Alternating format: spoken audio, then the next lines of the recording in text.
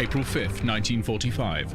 The war with Nazi Germany nears its end thanks to the tireless work in secret of the Allies' top military asset. In an underground bunker beneath the streets of London, Mobius Squadron jumped through fixed points in time to alter the course of history. Knowledge is power, and the ability to stop dead the German war effort proved the key to victory. The Third Reich's plans thwarted before they even began, the Allies were able to push back the German forces and mount a counter-offensive that would see the end of the war in Europe. Now, as we race to Berlin, Adolf Hitler mounts a last-ditch scheme to regain control. Sleeper agents embedded in the corridors of power strike at the heart of London, at the key to the war effort, at Mobius Command.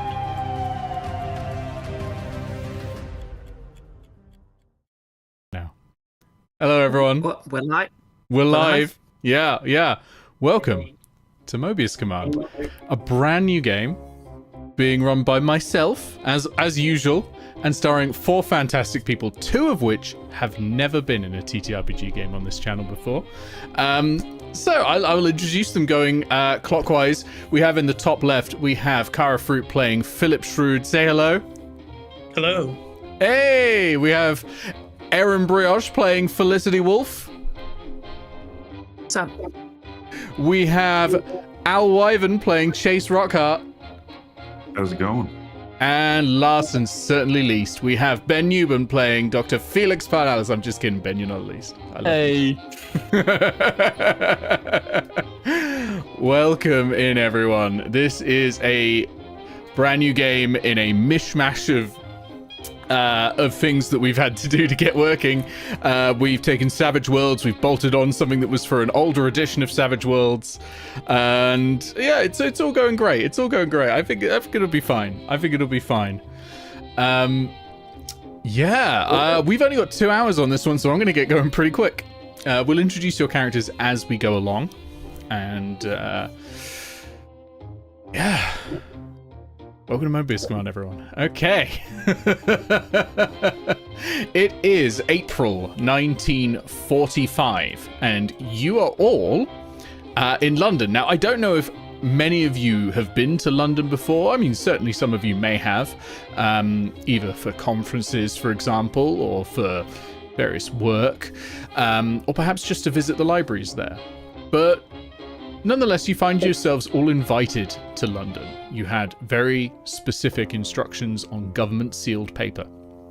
You are to go to Oxford Circus rail station, which is an underground station, although back then it was only just recently finished. Well, it had been finished about 20 years before, 40 years before actually, but they've recently done some refurbishment work on it. As part of the Central Light Railway, the CLR. And so you arrived there and you were told, each of you, to go to the ticket office and ask for assistance with your ticket and to hand over a piece of paper that you had been handed.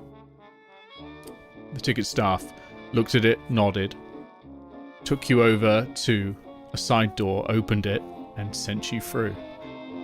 And it's a long and winding and dark corridor. Very, very dark. Deeper and deeper underground you would go.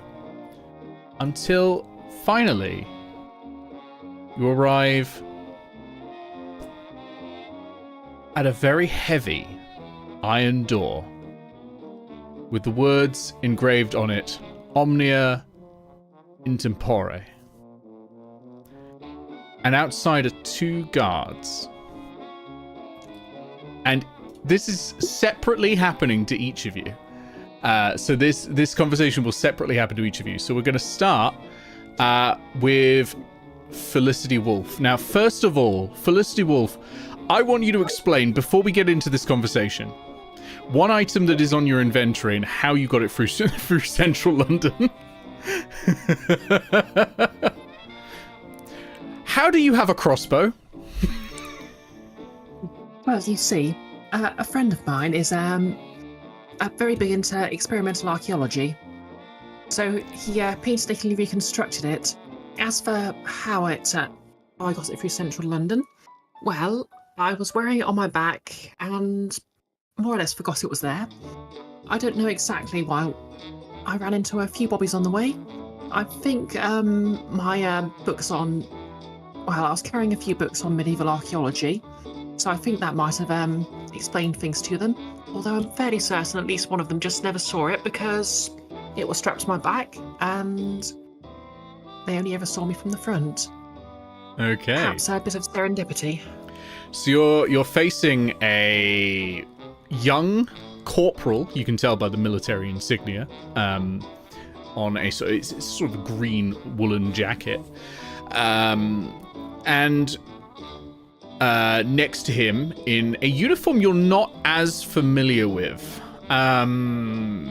It's probably not military insignias in general are probably, and uniforms are probably not your area of expertise, and this wouldn't come under common knowledge. But it's another man. He's from probably Southern Asia sort of area, sort of maybe India, maybe Nepal, that sort of thing. And both of them are looking at you and going, and the one with the corporal stripes goes, "All right, miss. Can I see your paperwork?" Certainly. And I just raised the same slip of paper I showed to the ticket office. Right, that's all good. Yeah. Right. You're gonna have to hand over any weapons if you don't mind. We'll give you. Don't worry, they'll be kept safe. But you know, can't just have you walking around with a crossbow, can we? Okay. Oh, I suppose you'll probably need these as well. I don't know how they got into my pockets.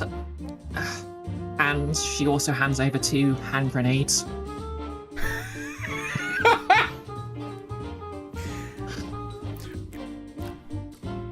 They look at you with like eyes wide as you turn over 2 hand grenades. All right, miss. Is that everything you've got? Yes. Well, they say this book's cursed, but you don't believe in such superstitions, do you? No, that's a load of cult up in it. Anyway, me and Cool Beer here, we ain't about to like pat down a well-to-do lady. You're all right. You go on in. Oh, here, and he hands you a little piece of green paper with a number on it. If you hand that in at the armory, they'll give it back to you at the end of the day. Don't forget that. They will not let you back in until the next day, and you'll be without your crossbow in central London. And he starts cackling to Cool Beer, who's next to him. Imagine getting around without your crossbow. Isn't it right, Cool Beer? And Cool Beer's like, they've already forgotten about I've been the to worse places in London. But you know, I sometimes find the cheerful bow is much more effective. They open the door. This is like one of those bank vaults where it's going to be like twisted and then opened. And inside, behind it is a surprisingly bright and airy atrium. It's circular in shape with a large desk at the center. And you're bid to sit down and wait for someone to come and get you. Meanwhile, coming through the tunnels right now we're going to go Philip Shrewd. So you also meet Corporal George and Lance Nyack Coolbeer, and they look at you and go, "Paperwork, please." I hand him the paper from earlier. All well and good. All well and good. Do you have any weapons on you? I bought a sling and a crossbow. Not a crossbow, a crowbar. I get them mixed up all the time. Well, if you had a crossbow, that would be ridiculous, wouldn't it?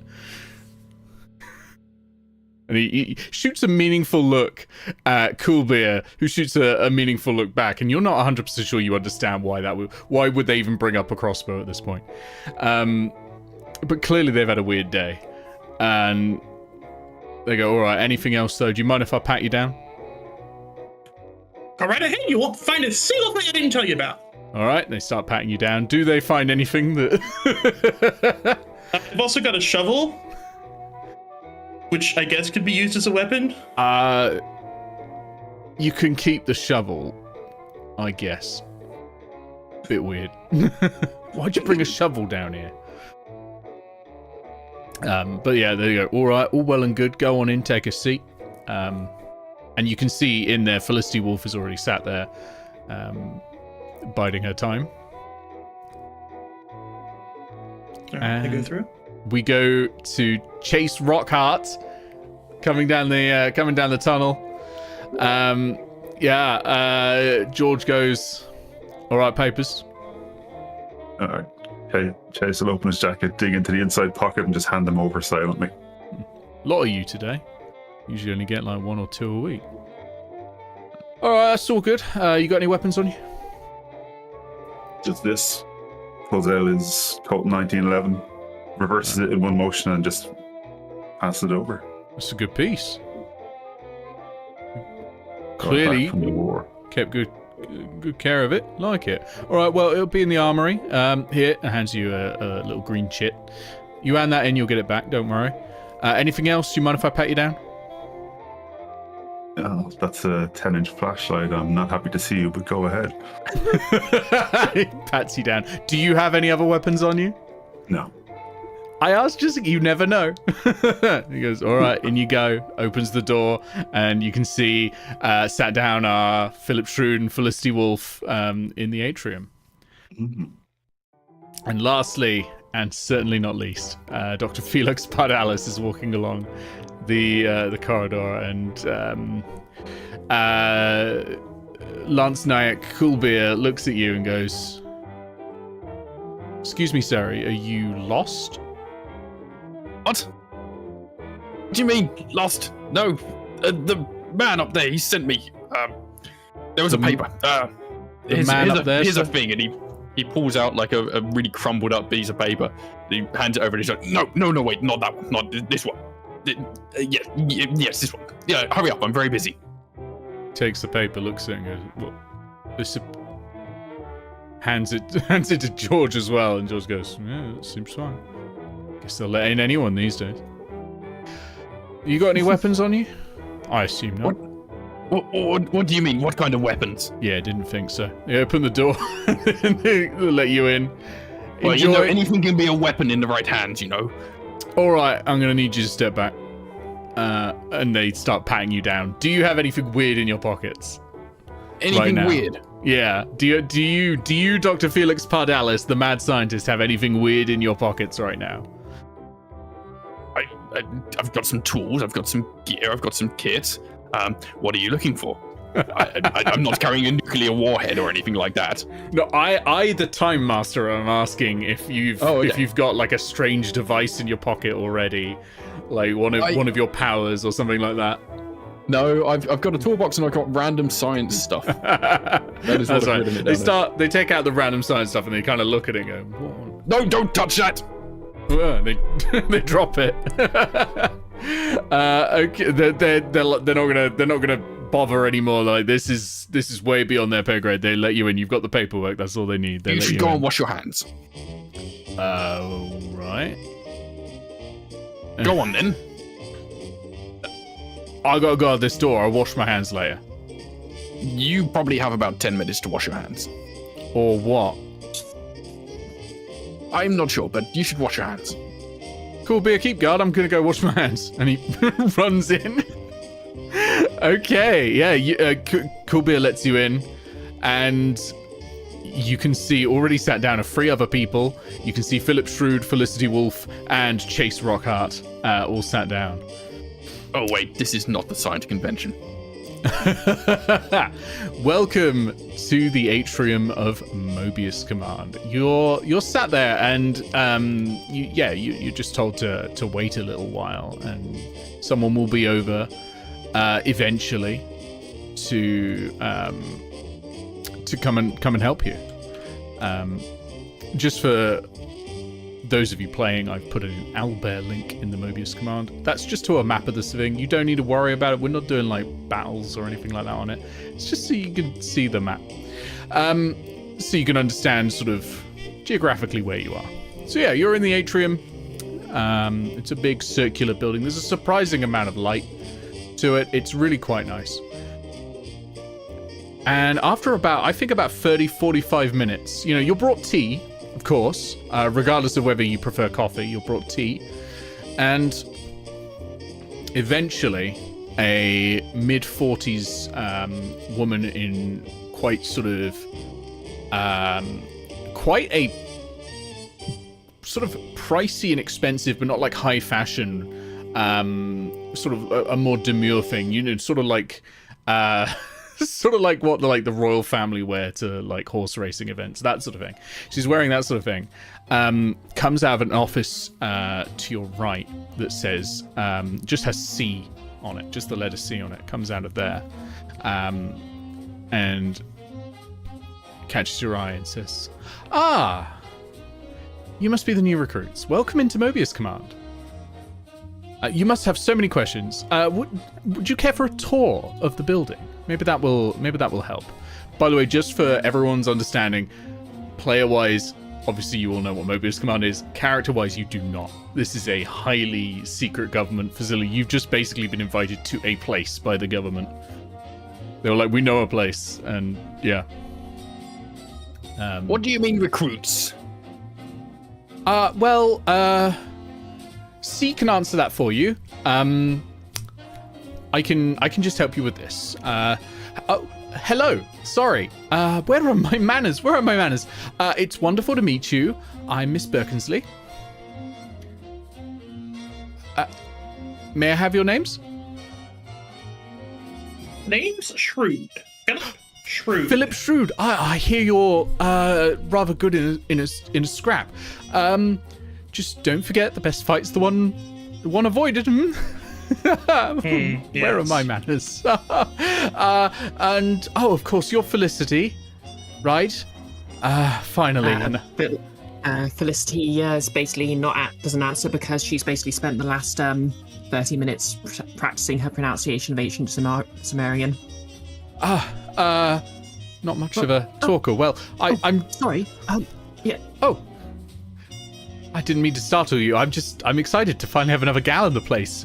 Since Gertie left to have a baby, it's been quite the gentleman's club. I'm afraid I know the least of your work, but I hear you're good at languages, and that's gold dust as far as we're concerned here at Mobius Command.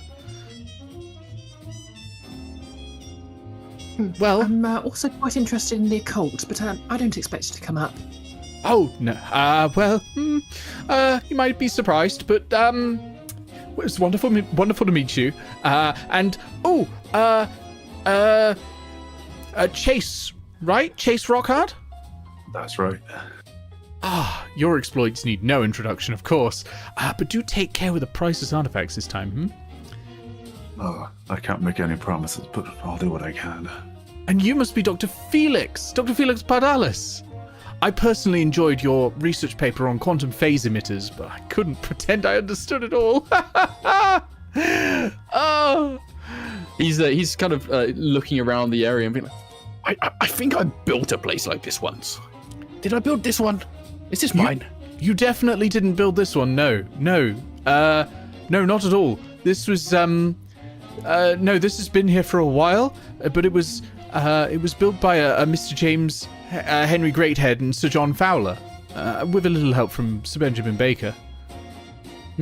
Hacks, a lot of them. I could fix this place up. Well, where's the lab? They weren't building a facility, sir. They were building a railway office. Well, that explains that then. Well, we all have to repurpose things in the war. Where's the? Well, why don't you all come with me and I'll show you the lab. Excellent.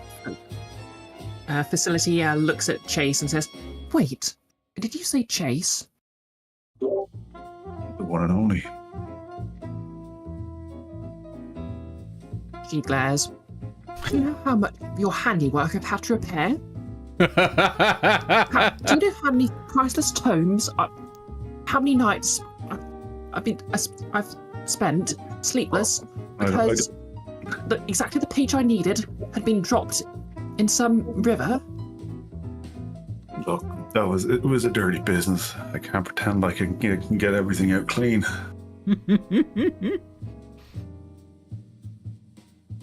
We got the girl out though. Oh, that's good to hear, I suppose. The lab then? Yes, let's go. Okay. Yes, come with me. And yeah, she takes you off to a left door, and you follow through, and you walk past two guard posts. So it says G on the map. These are individual like guard booths, and she just sort of waves at the two people going past.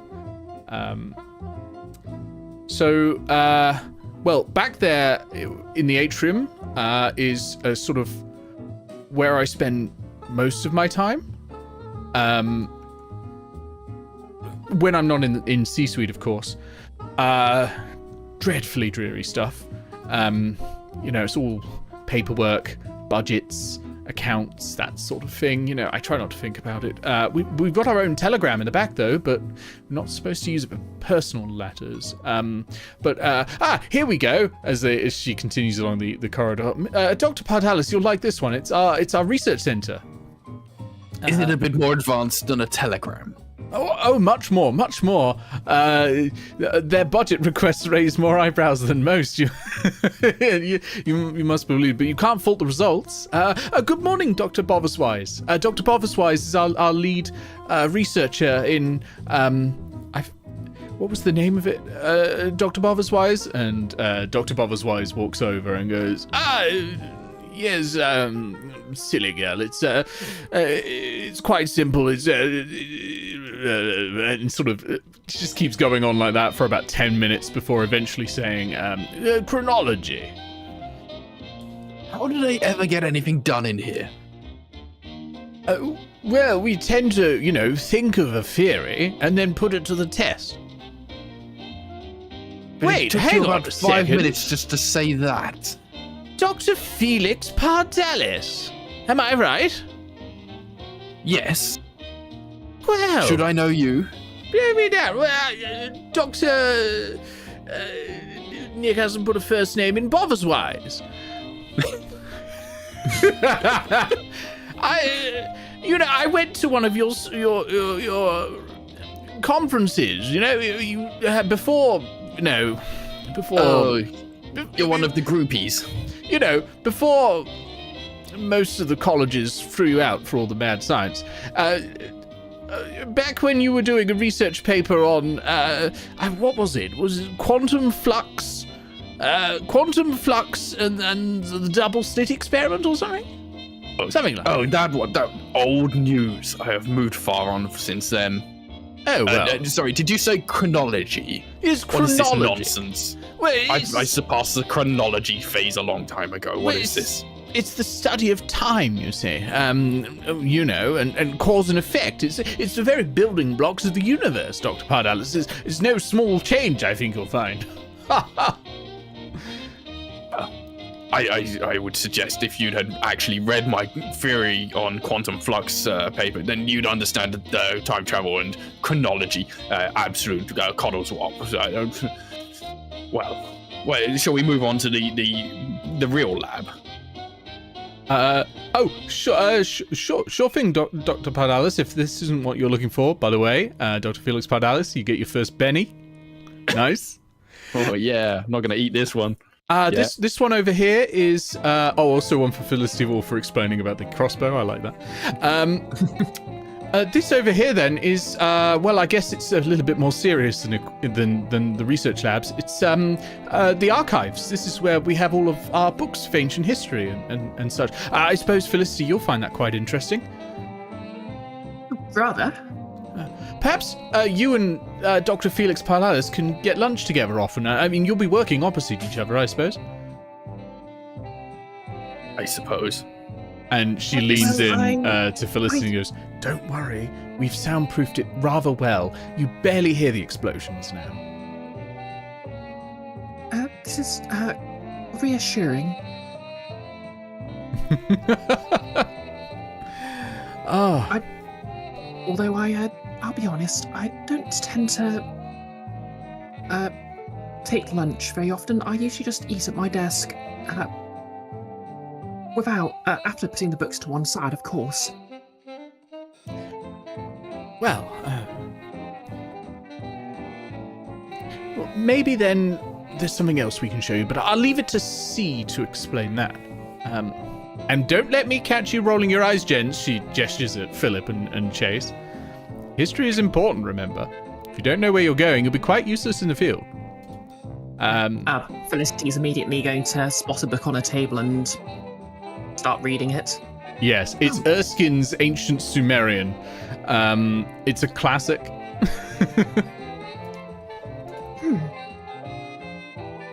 Oh, I've already come through my paperback, but this part about ancient curses is quite fascinating. Hypothetically, of course. Not that I believe in such things.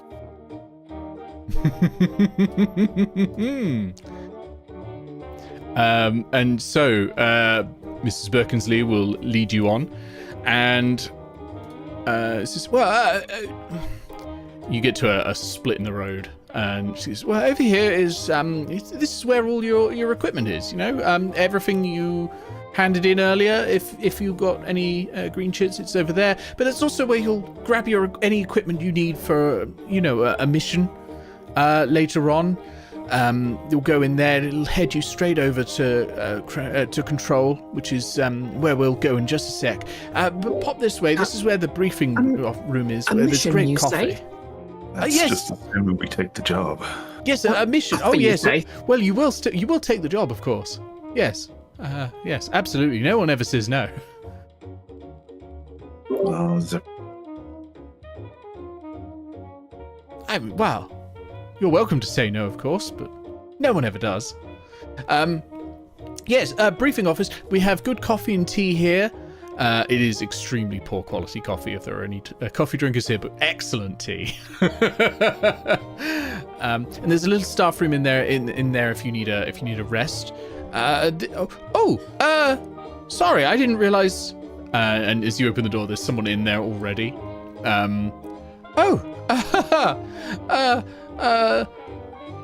Yes. Hello, Tommy. This is Lieutenant Tommy Tanner. Tommy, these are our new recruits, and a young man who is wearing military fatigues and is holding a Sten gun. Well, not holding it; it's sort of like slung over his shoulder. Walks up to you, and he's got a black beret on, and he says, "All right, Lieutenant Tommy Turner. You can just call me Tom. What's up?" Chase just squints at him and goes, I was recruited before. Can't say I much liked it. All right, weird way to introduce yourself. What's your name? Chase Rockharte. Rings a bell. Hopefully not in a bad way. Yeah, the business under the bridge last year. Right, now it rings a bell. Alright, yeah. It took some brass balls, it did. Took some brass balls. Yeah, we got the job done, but Yeah, well, that's all I care about. Welcome to the team. And he holds out a hand, like doing the Predator, like, handshake. yeah, he'll shake his hand. Yeah, nice. And the rest of you, I don't think I know you at all. Welcome to the team anyway. Like, I'm Tommy. I'm pretty good at field work, especially wet work. If you need any wet work done, you can call me. It's fine. And yeah, really, really great to meet you, but I'm sorry, I gotta go. And Birkensleigh goes, don't forget you have an appointment later with C. He's like, yeah, I'm on my way. I just gotta sort a few things out, and then I'll be there. Don't worry. And he sort of darts out of the briefing room. And she says, yeah, so it's wonderful, isn't it? I mean, she digs an elbow into Chase's ribs. I imagine you'll get many a good hour of shut-eye in the back of here, eh? I mean, briefings are important, but I don't visit them often, unless I'm delivering an update from C, of course. Yes. Of course. But, important to know what you're doing and brief and debrief, I suppose. But if you ask me, the archives are more important. Let's move on to the most important room here. This is control. You see that big ghastly mess of glass and wires there? And she points to what is a computer. That's called an automatic computer, and it does the job of 16 good hard-working gals in half the time, and only needs 15 highly paid boffins working around the clock to keep it going. And she rolls her eyes. Still? It's not how I would have built it. Well, I imagine not. But if you come up with some good improvements, I'm sure we'll be happy to take them on board. But still, it's a good deal easier on the automatic computer when it makes a mistake, I suppose. Is that why we're here, to fix your computer? No. Do you think we would have recruited Chase Rockharte to fix our computer? I don't know who he is. He's right there. We introduced... My understanding is he's not in the business of fixing things. I fix people. Fix yourself. Anyway, we have no infirmary here at Mobius Command, but we do have a medic on hand in control at all times, and she gestures to someone who's got what would be period appropriately a red cross. Don't at me, Geneva Convention. On it. Not been ratified yet. That's looks like today's is Lieutenant Beaufoy. He's a bit of a grump, but he'll do right by you when you need him. If there's anything more serious, don't worry. We can stabilize you here and get you to the heart hospital that's just around the corner.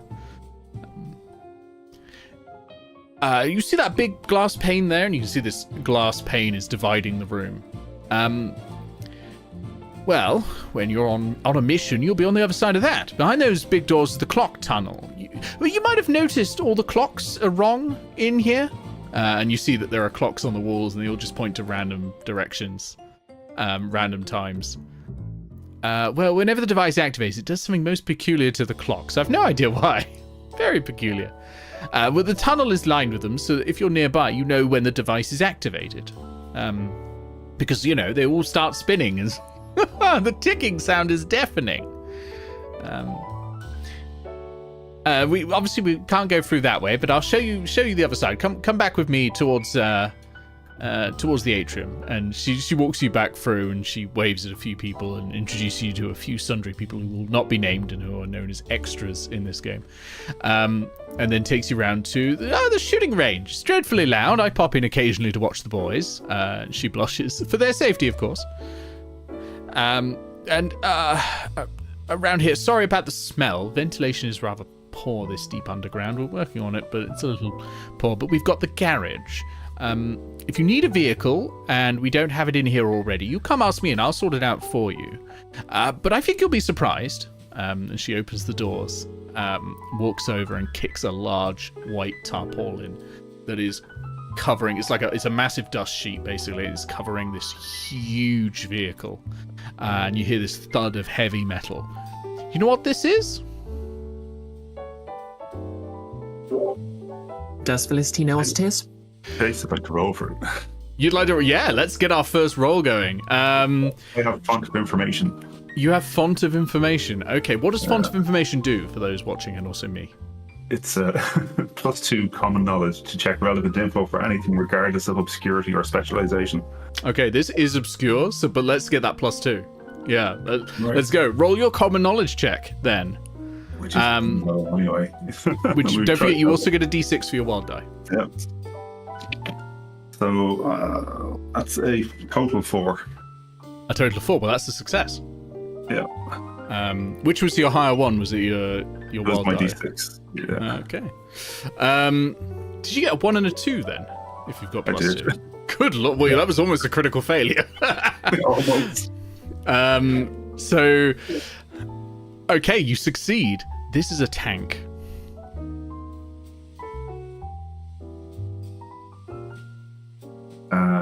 Any particular type of tank? Like You a don't Sherman? get that without a raise. No. Okay. You'd need a raise to get the type. Oh, okay. A tank. What's a tank doing on the ground? It's great. For smaller things, we have this, and she points upwards, and there's this hatch in the roof. There's a tunnel going straight up.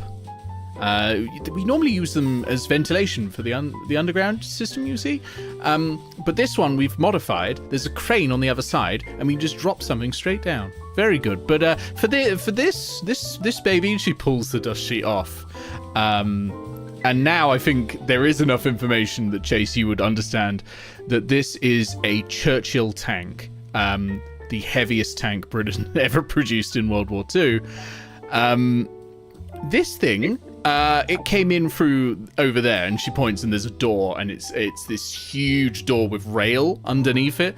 That attaches directly to the central line if we need to, deliver anything big. But yes, this baby, 5th one off the line. The rest are off to Berlin as fast as they can muster. We've not used it yet. It's rather hard to think of a mission that might need it, to be honest. Miss Birkensleigh, you've certainly got my attention. Well, I didn't get this one, I'll admit. C's old schoolmaster's nephew runs research and development at Vauxhall, and you know how it goes. I do. You keep talking about missions. I don't think, I think it goes without saying, I'm not exactly a, combatant. Oh, don't worry about that. We're not expecting any sort of fighting. No, that would be dreadful. No, don't worry. C will explain it all, I'm sure. And that door there, and she points to this other larger door on the far side of the room, that heads to the device, just like the other door I told you about in Control. Well, that's the full tour. You must have so many questions, but I'm afraid I'm not the gal to ask. C will know all the answers, and provided he's running on time, his morning meeting should have just finished, and he'll be ready to greet you in his office, right this way.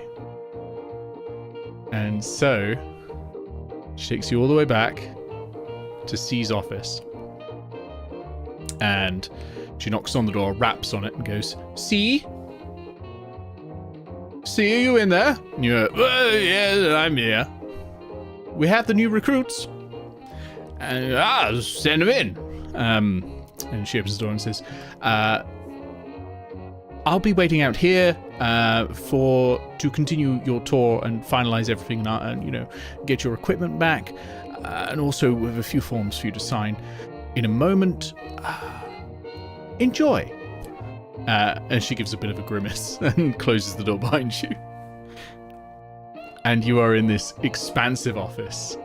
And it is full of bookcases and really wonderful old books. And there are artifacts, priceless artifacts all across this man's desk. And he's sat there in a chair, and it's this really old British general wearing military uniform with a massive walrus moustache, and he says, that must be the new one. He immediately starts picking up the nearest artifacts and looking at it.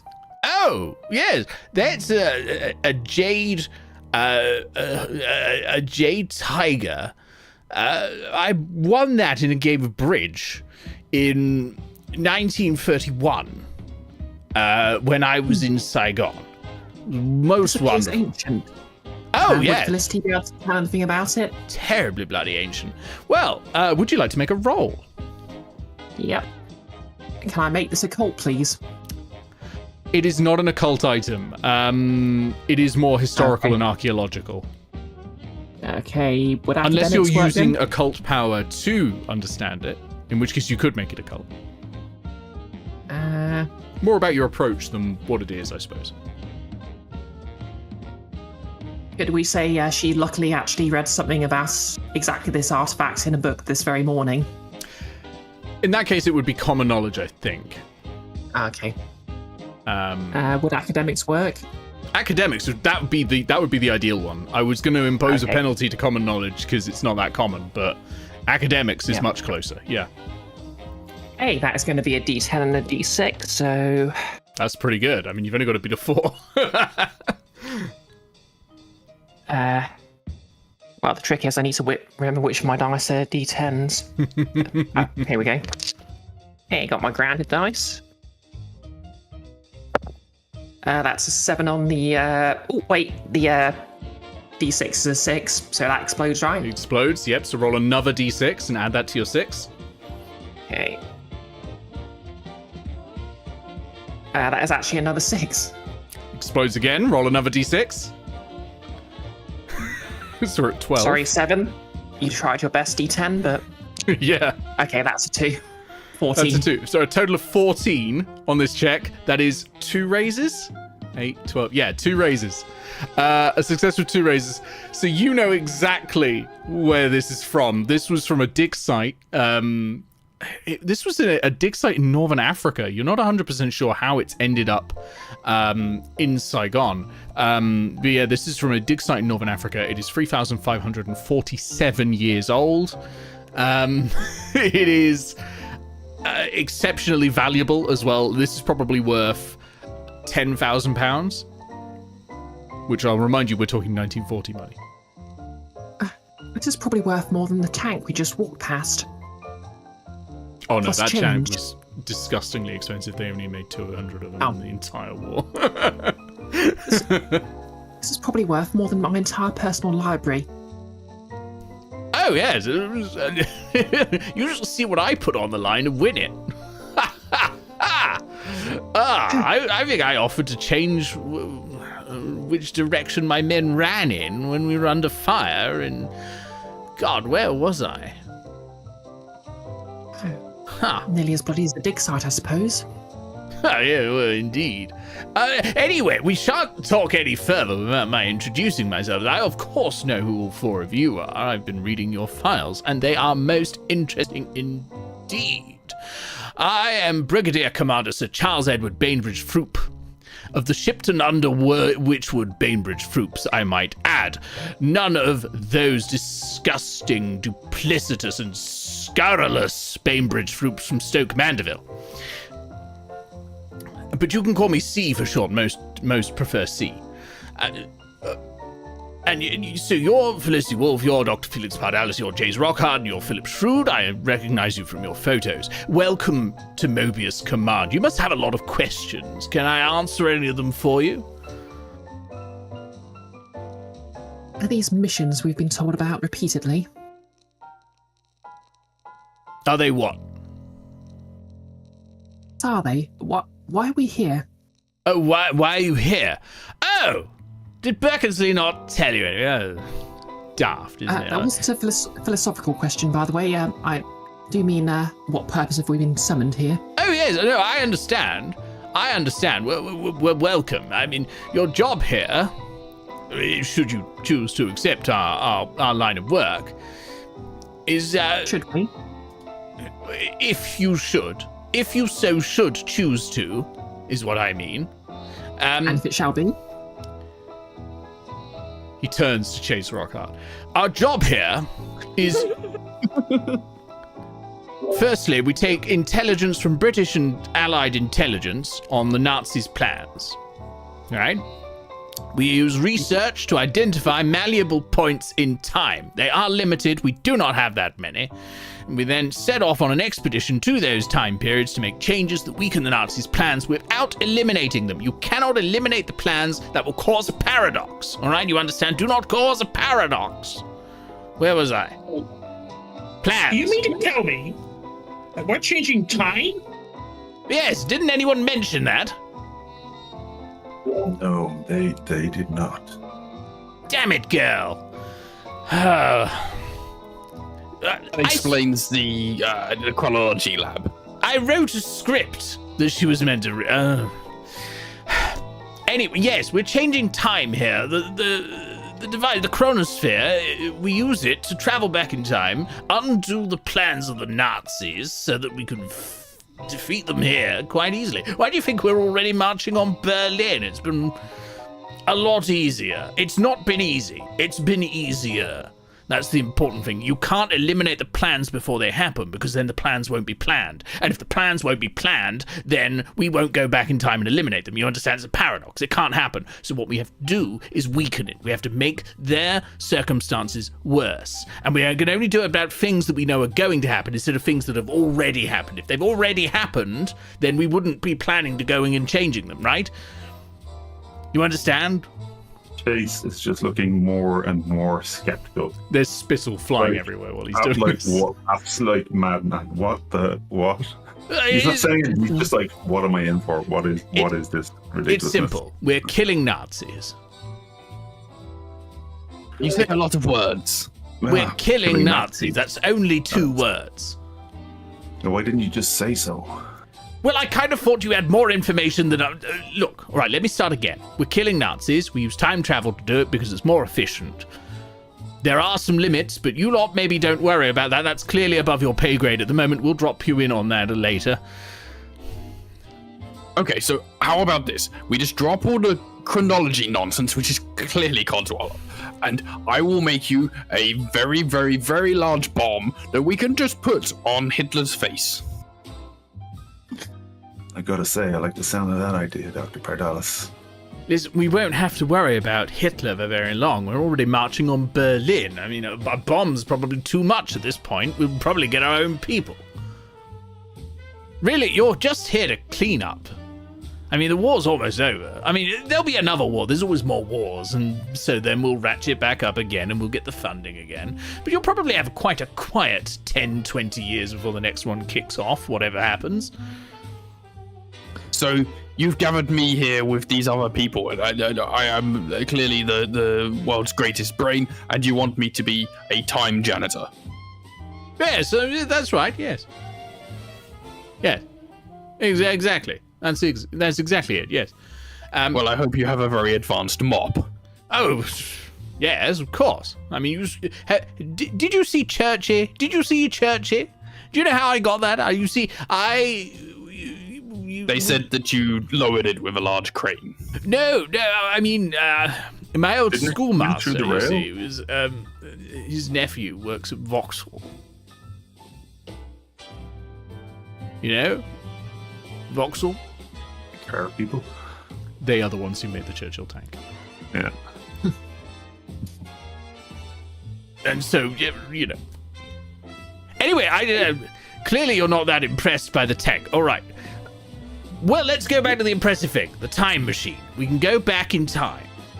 Stop Would things. Felicity have heard anything about time travel before? In fiction, yes. Absolutely. In academia, probably not, with the exception of, like, really fringe theories. Like, real, like, you know, ancient aliens on Discovery sort of fringe theories. So you probably have heard them and dismissed them.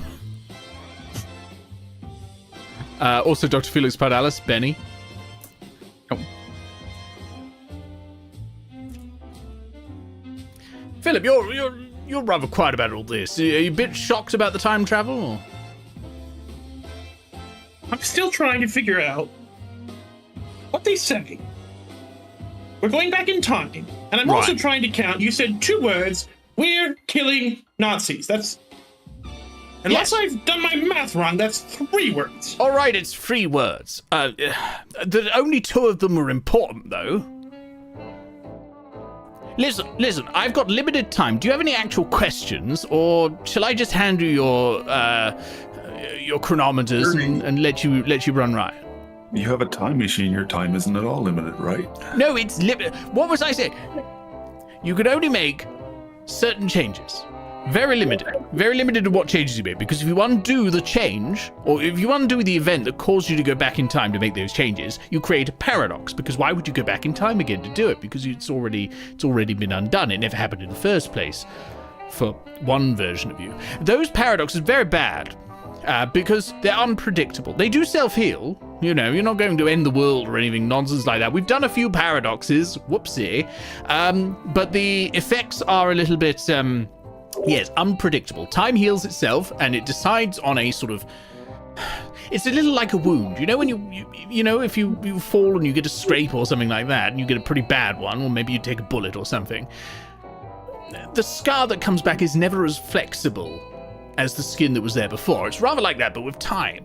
So if it causes paradox, you can't ever go back and change whatever happens, but you also can't guarantee the way that paradox will heal. We went back in time once to kill Hitler, when he was a baby, and then sort of someone else did it, which was unfortunate. And then we couldn't change the fact that we killed Hitler, so we had to put a baby in his place.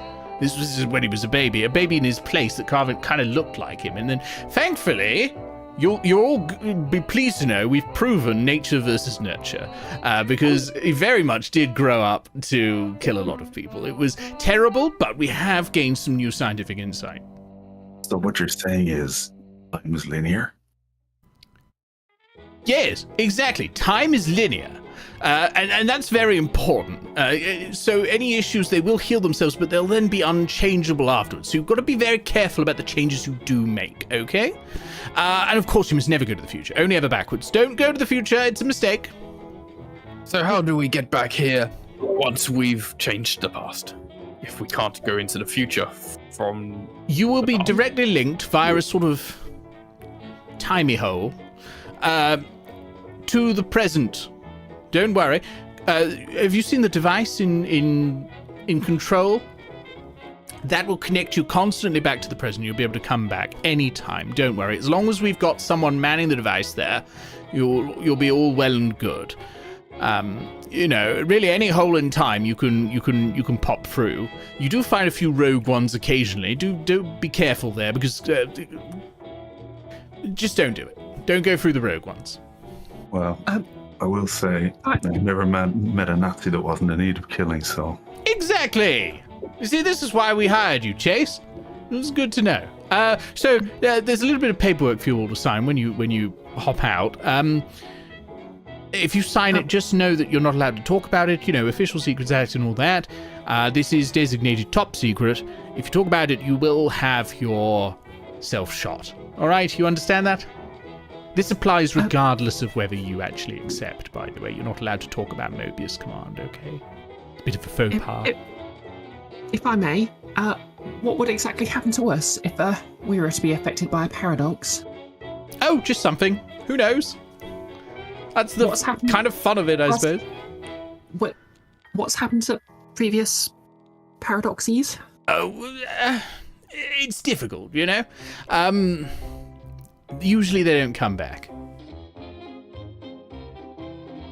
You don't seem to know much of anything, really, do you? Where? But that's not on. What is it you want us to actually do books right now? I run this entire outfit. I choose missions and the like. Very important work, and occasionally I have a nap.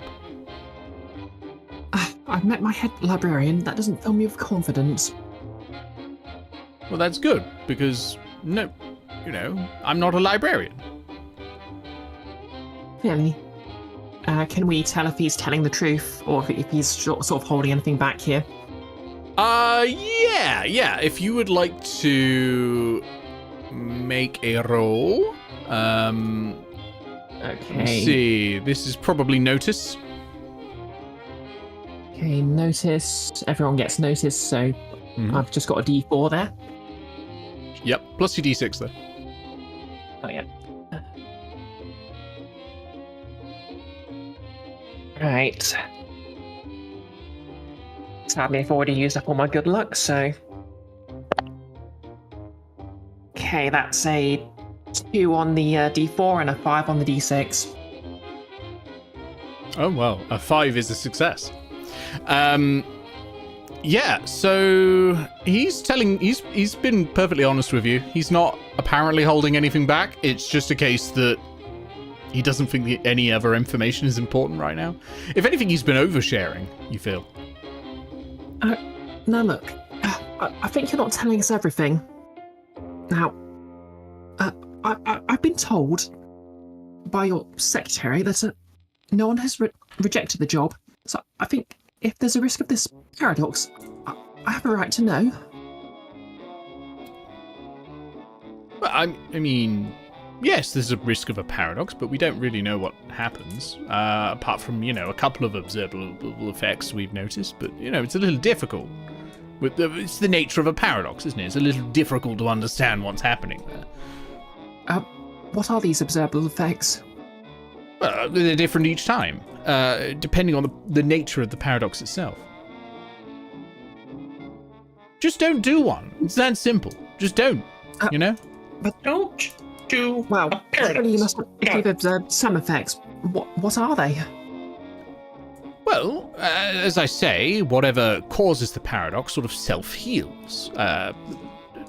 time somehow causes the event to happen anyway. It's like those logic puzzles in the Sunday papers. But the reason it happened, you don't know what way time is going to heal it. But wait, something occurs. If are we the first to invent time travel? Oh yes. If time travel has been invented, possible. Surely it's already been invented at the earliest possible point.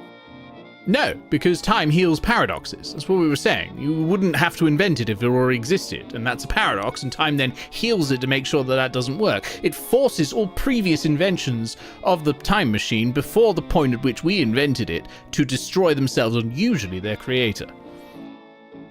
So does that mean when someone invents a time machine in the future, it'll destroy us? No. We are the canonical creation of the time machine. But also never go to the future, it's horrible. That does imply someone's been. Oh yes, it was horrible. What happened? I don't want to talk about it. I'd rather know. I don't want to talk about it. He slams his rather fist on know. the desk. That's, by the way, a Benny for all four of you. Yes. Another bit of chocolate. And at this point, an alarm klaxon sounds. And he looks up and he goes, "Oh, don't worry, it's probably nothing." That thing goes off all the time, you know. Someone's like, you know, cooking fish in the rec room, it'll go off. And then there are 5 gunshots and screams coming from the atrium. And you can hear loud shouting in German. And you hear a little hiss, and you can see this sickly yellow cloud of gas coming through vents in the ceiling of the room. It is chlorine gas. We're going to take our break. Oh, no. As the Nazis attack Mobius Command. Welcome back, everyone. All right. So we're going to run this as a chase. So you will each be positioned in various places. You are all at the back. The Nazis are 25 feet ahead of you currently, so you're really close to each other. What you can do as part of a chase is get... Can't see my camera? Oh, you can't see my camera because I didn't turn it on like an idiot. Sorry. You're at the back. The Nazis are 1 step ahead of you. There are a total of 7 steps, okay? These are relative. So this is just relative positioning of each other. So as you run through the rooms, you're sort of all moving at the same time, but you do have individual initiative for when you want to act on things. You will get your cards, don't worry. You can take some special actions to change your relative position. So if you want to catch up to the Nazis, you can take it is actually a free action, but it's a limited free action, so you can only do it once per turn. You can make an athletics check to try and catch up with them. Okay? How are you feeling? Should we get some initiative going? Let's go for it. Let's do this. Let's go for All it. right. Top left, Philip Shrewd, okay? All right. Your card, I will pass Queen and of keep that. Diamonds. You'll pass and keep that. So you have the Queen of Diamonds. Write that down. Or just, like, note it down. Felicity Wolfe. Your card is the King of Spades. Yep, I'll take that. That's great. Pass. Yeah. Okay. Chase Rockharte. Your card is the 8 of Diamonds. Pass. I'll take that. You'll take that? Okay. These are some good ones. Dr. Felix Pardalis. Ooh. 6 of Spades. Right. So, if I can spend a Benny to get a new one? You can spend a Benny to get a new one. Yep. And choose All right, which of the spend a 2 you Benny. want. Okay. Get you an additional card. You have... Oh, a Joker! yeah. Okay. So we all get a penny. You all get a Benny, and Dr. Felix, on your turn, you will have +2 to all of your checks. But yeah, you all get a Benny. You all get a Benny for that, and you can take your turn whenever you want, including interrupting other people. Round. And let me choose a card for the Nazis. Interesting. Okay. Oh, we don't get to know. You don't get to know. Right. I mean, I can show you. Tell you what, I will. 8 of spades. Right. Starting at the top. Let's start with aces. No aces. Kings. King of Shout out, by spades. the way, if you have a king. Yep, okay. All right, Felicity, you are up first. What would you like to do? Okay. I should arm myself. My crossbow. Oh yeah, It's the in the room armory. is filling with chlorine gas. Oh, Can you right. make me a vigor roll, please? I forgot about that. Okay, bigger. Wait. Let me take care Felix of this gas jumping in. situation. Here we go. Yes, that's what I want to hear. Look, before we all go running off, let's get this gas situation under control. This is poison gas. Everybody, hold your breath as much as you can. I will construct some sort of device to push the gas back out through the vents. Okay, yeah, you're constructing a random device. Sorry, it is now Felix's go. Because that's what the Joker does. The Joker just interrupts any time. Okay, Felix, what are you rolling? / using? Okay, I'm thinking this would be a repair action to jury rig some sort of thing sounds to good. reverse the fans or something. That sounds good. A repair action sounds good. I won't give you any difficulty or penalty on this because this is your kind of thing. This is exactly what your character's built for. Okay, so I get a D8 in repair and I get a +2 on the roll, right? You get a +2 on the roll, yeah, and you don't forget your D6 from being a wildcard. Ooh, the D6 has exploded. I got a 6 on the Ooh. D8. Also, that is a 3, so that's 9 + 2, 11. 11. That is 2 raises. No, 1 raise. 1 raise. 8 is a raise. 12 would be the next raise. So, I mean, you can spend a penny if you want to redo that, but that's good already. With 1 raise, you are going to stop the chlorine gas effect for this round and the next round. Cool. That's really good. That's your action, and you've not declared that you wanted to do multiple actions. No. You can, of course, still take a limited free action to move relative to the Nazis and try to catch them up. Is our door open? I mean, it can be. His office. This is a chase. This is just you. This is much more free rolling than like something specifically like tabletop crawly or anything like that. I think rather than actually like closing any distance, he'd go to the door and open the door and look out and just try and assess the situation in the hallway, sort of thing.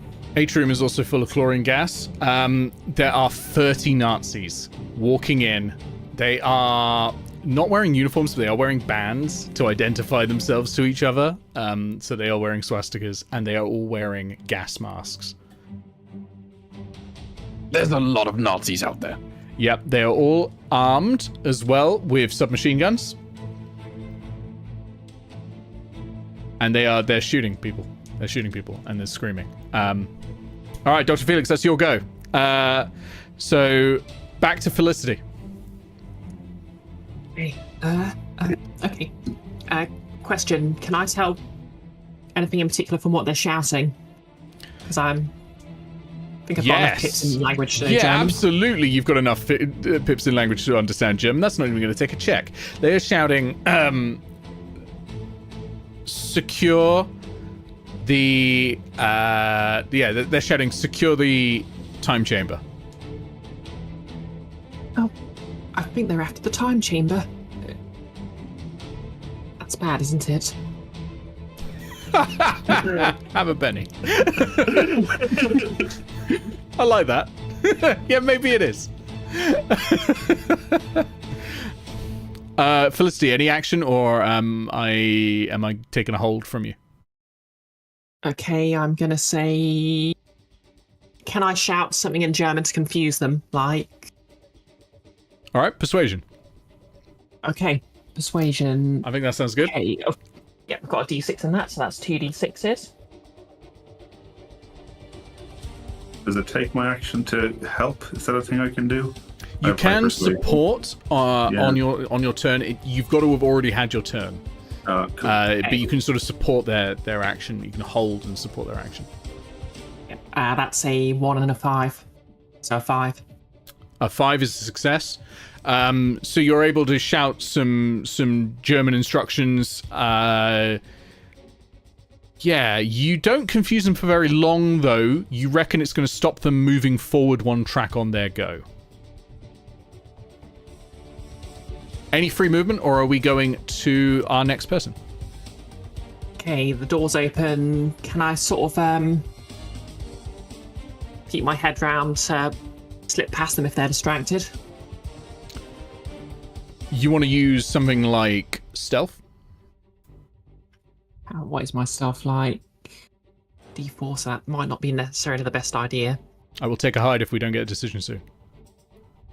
Turns need to be quick in this game. Yep. Okay. I'll try and sneak. Okay. Stealth. So you're trying to sneak through. Roll me some stealth. That's what I like to hear. Okay. D4, D6. 1 and a 5 again. 1 and a 5. Silly. Well, at least it's not 2 1s. So you start sneaking through. That is a success, and you're able to make it same tier as I'm going to mark you with a separate token. You are in the Nazi space, but they have not seen you. Right. We go over to Queens. Anyone Queens? Philip has a queen. Philip has a queen. Philip, it's up to you. I am impulsive and going to just run into the room with the Nazis and start punching. You run in the room. Is impulsive one of your hindrances? It's my hindrances, yeah. Have a Benny. No, you keep more ducks out of my bag. You basically automatically get a Benny if you do something because of your hindrance. Yeah. And you said it was an athletics check to try to catch up to them? Athletics check to try to catch up to them. If you do well, you can actually overtake them as well. Okay. I have a D6 and then I got a 4 and a 1. You know what? I've got so many bennies. I'm going to spend one. If I roll worse on the second one, can I keep the first roll? Yes. Yeah. You choose. So I'll spend a benny to reroll that. You choose which roll, unless it's a critical failure. Okay. There's an explosion on one of the 6s. Ooh. There's another explosion. Ooh. There's a 5. So that's a 17 plus 2 for Moxie. That's a 19. That's absurd. Hang on, I've got to calculate how far forward you go. So 4 is a success, 8 is a raise, 12 is 2 raises, 16 is 3 raises. You are 1, 2. You're so far ahead now. You are now 75 feet ahead of the Nazis. You've just beasted your way. I'm gonna get you a separate. Yeah, you've just beasted your way ahead. So 75 feet ahead of the Nazis. You are now map-wise. So you're actually. I've got to ask you, which way do you go? Are you going towards the garage, or are you going towards your items? Okay, I don't care about my sling. I've got my fist. So you're up to the shooting range at the moment, ahead of the Nazis. Okay, that's great. Okay, so that was Queens. We go to Jacks. 10s, 9s, 8s. Yep. All right, what's your 8? A diamond. All right, I got spades, so I beat you. Yep. Suits-wise, it's spades, hearts, diamonds, clubs. It's reverse alphabetical order. All right, so the Nazis are going to attack you because you can do combat in this if you want. Combat? In my TTRPG, it's more likely than you think. Yep, you can, and they have grenades. Oh, no. Oh, yeah.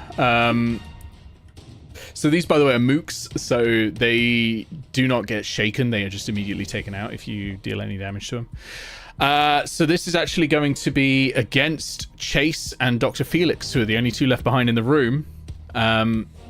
They are going to attack you. They have, what are these? Shooting D6. They are mooks, though, so they don't get the wild die. They are within short range. Here we go. Oh, yeah, they're going to fire all shots. All 3 shots, so at a -2 penalty.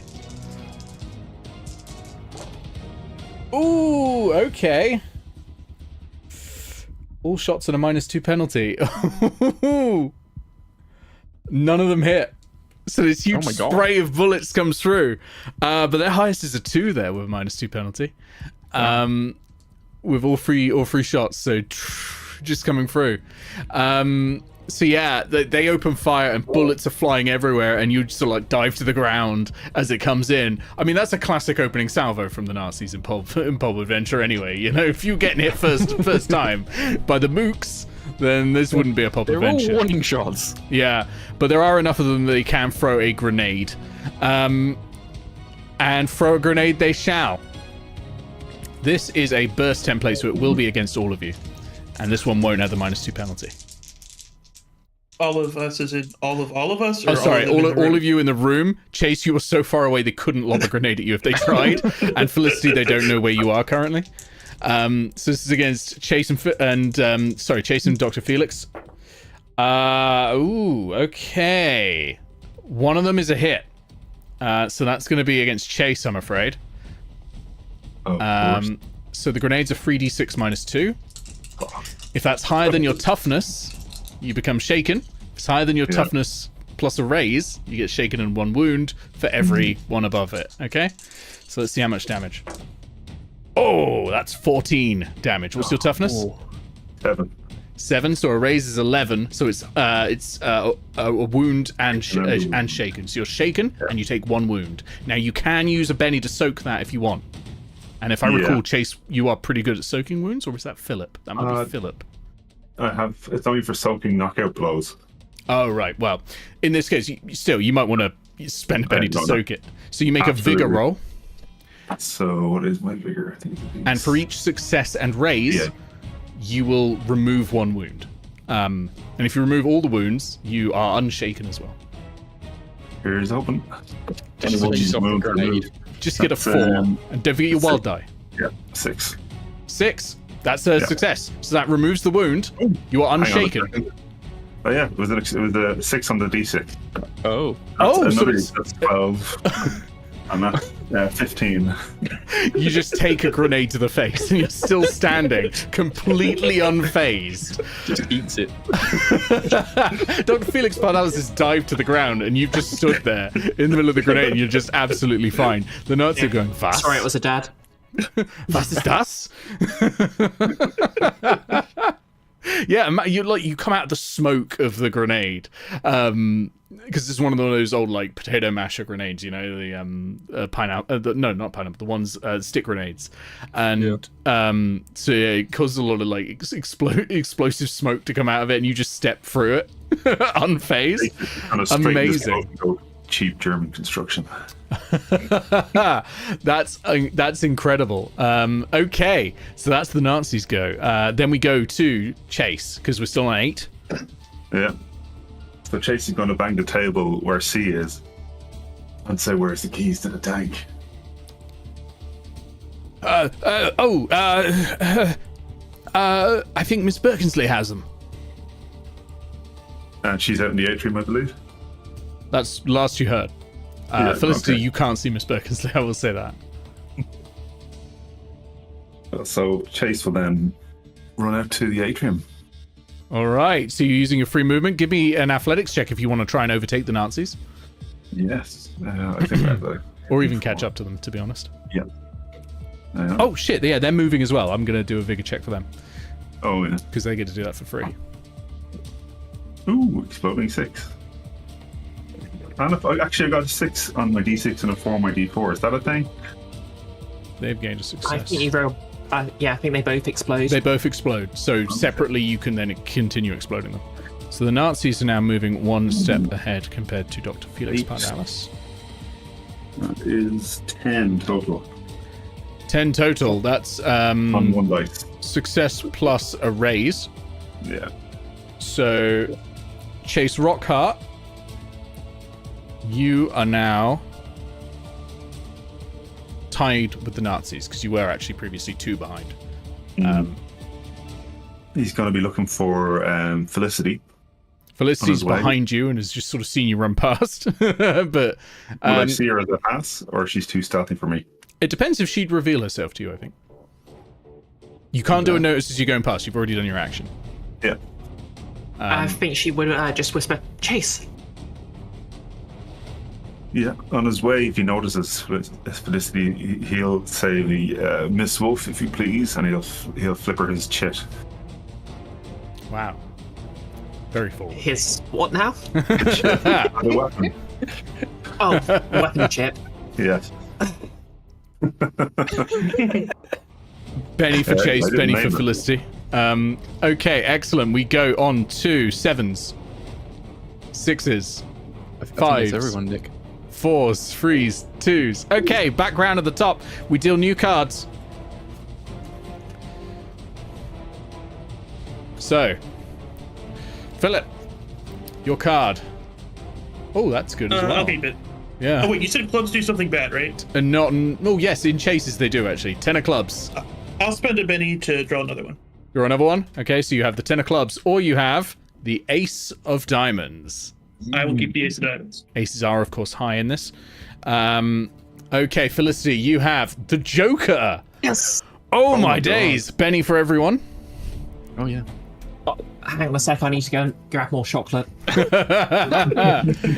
Rockharte, you have 10 of spades. I'll keep that. Okay. And last and certainly not least, Dr. Felix Pardalis, you have certainly the least 2 of diamonds. Do you want to spend a penny? Out. I am eating this penny, yeah. Yeah, you gonna? Yeah, okay. So your second card, Queen of Hearts. Yeah, I'll take the Queen. Take the Queen of Hearts. All right, excellent. I do like this initiative system, and I'm gonna spend a penny. Okay. So, just so I check, I get a +2 on my turn as well, don't I? Yes, you do to everything.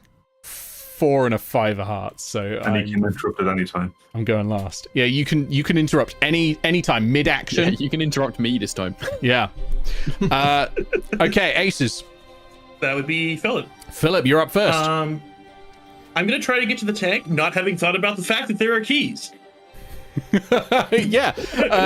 Okay, so yeah, you're up near the front. So do you want to make a an athletics check to to just really beast it? That's a 1 and a 4. These pennies keep coming in faster than I can spend them. So by the way, if you want to make this as your full action, you can get a +2 to the roll. Huh. Yeah, we'll make that the full action. Add more things to the track because I'm gonna need it. 4, 5, 6, 7. No, we're gonna spend another penny. There we go. That's whatever. 5 + 2 for the full action, +2 for Moxie re-rolling with a penny. That's a 9. So that's a success with 1 raise. Success with 1 raise. Okay, you're past the shooting range. You're coming up to the door for the garage. You see at the door of the garage Tommy Tanner running for the garage as well. And he sees you and he goes, "Oh, you're all right. Come on, let's go. Let's show him what for." Excellent. He's got his Sten gun ready. Yeah. And he opens the door, and the two of you can enter the garage. That is your go. We now go to Kings, Queens. That was me. All right, Dr. Felix Pardalis, you're up next. Okay, having been shot at and a grenade thrown at him, he's not taking any chances. He will activate his first mad science power, which is invisibility. So, what is invisibility for Dr. Felix Pardalis? What device creates invisibility for Dr. Felix Pardalis? So he pulls out of his lab coat a little badge and just kind of pins it on himself, and it looks a bit like a Star Trek communicator or something. And he taps it. And, I love it so much. And it just it creates like a stasis field around himself that like bends the light around him or some nonsense sciencey stuff. That sounds great. Okay, so spend those power points. And that's your action. You still have your limited free action to move. So I think I have to roll to activate that. Oh, you have to roll to activate your invisibility. I have to roll weird science to activate that. Roll weird science, and we'll see if it works. Okay. Nat one.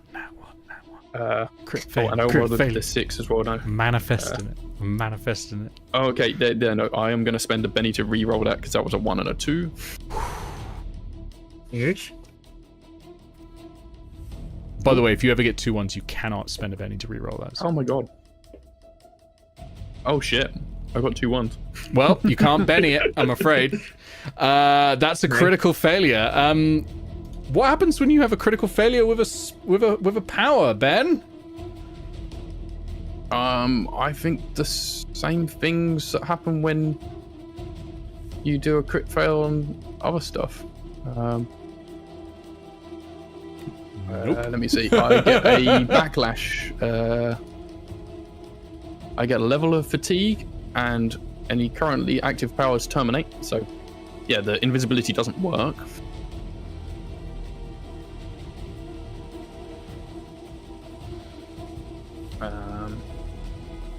So mark down that level of fatigue. Fatigue is like D&D's exhaustion, except there are only 3 possible points, and the third point is you are unconscious. Okay. So I'm down to 10 power points. I've got a level of fatigue, and I am not invisible. You are not invisible, no. It's bad luck. It's very bad luck. It's like he's pressed too hard onto the badge in his panic. He's slammed it, and it's just like it just fizzled. He's like, no, not now, damn it. Because you're fatigued, you will take a -1 from all trait rolls. Oh no. Yep. Okay, that's your action. Are you moving? Okay, he's going to look behind him and look at what C's doing. What is C up to? C is currently soaking a rag with brandy, putting it over his face. It's a trick he picked up in the trenches, and he's looking around for a gun. Excellent idea. Pass me that. The whiskey, the rag, or the gun?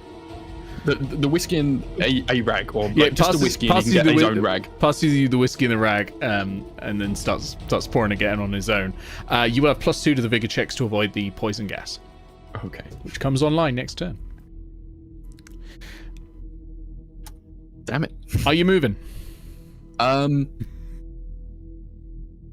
I think he'll duck back into the room. Okay, you are at the back, by the way. You are as far away from finishing this mission as possible. Okay, so we did queens, we did jacks, we did 10s. We didn't do 10s. We didn't do 10s. I think we're on 10s. Yeah, me. And remember, Felicity, you can jump in literally any time. Yeah. Yeah, okay, so we're on 10s. Chase. Yep. So, can we do a story declare mid-chase? Yeah, you can do a story declare whenever you want. Great. So I'm going to do a story here. So I'll tell you what I want to do. Mm-hmm. Chase is going to run to the offices. Okay. Because he recalls that Miss Birkensleigh said she works in there in the offices and works with the telegrams, I think.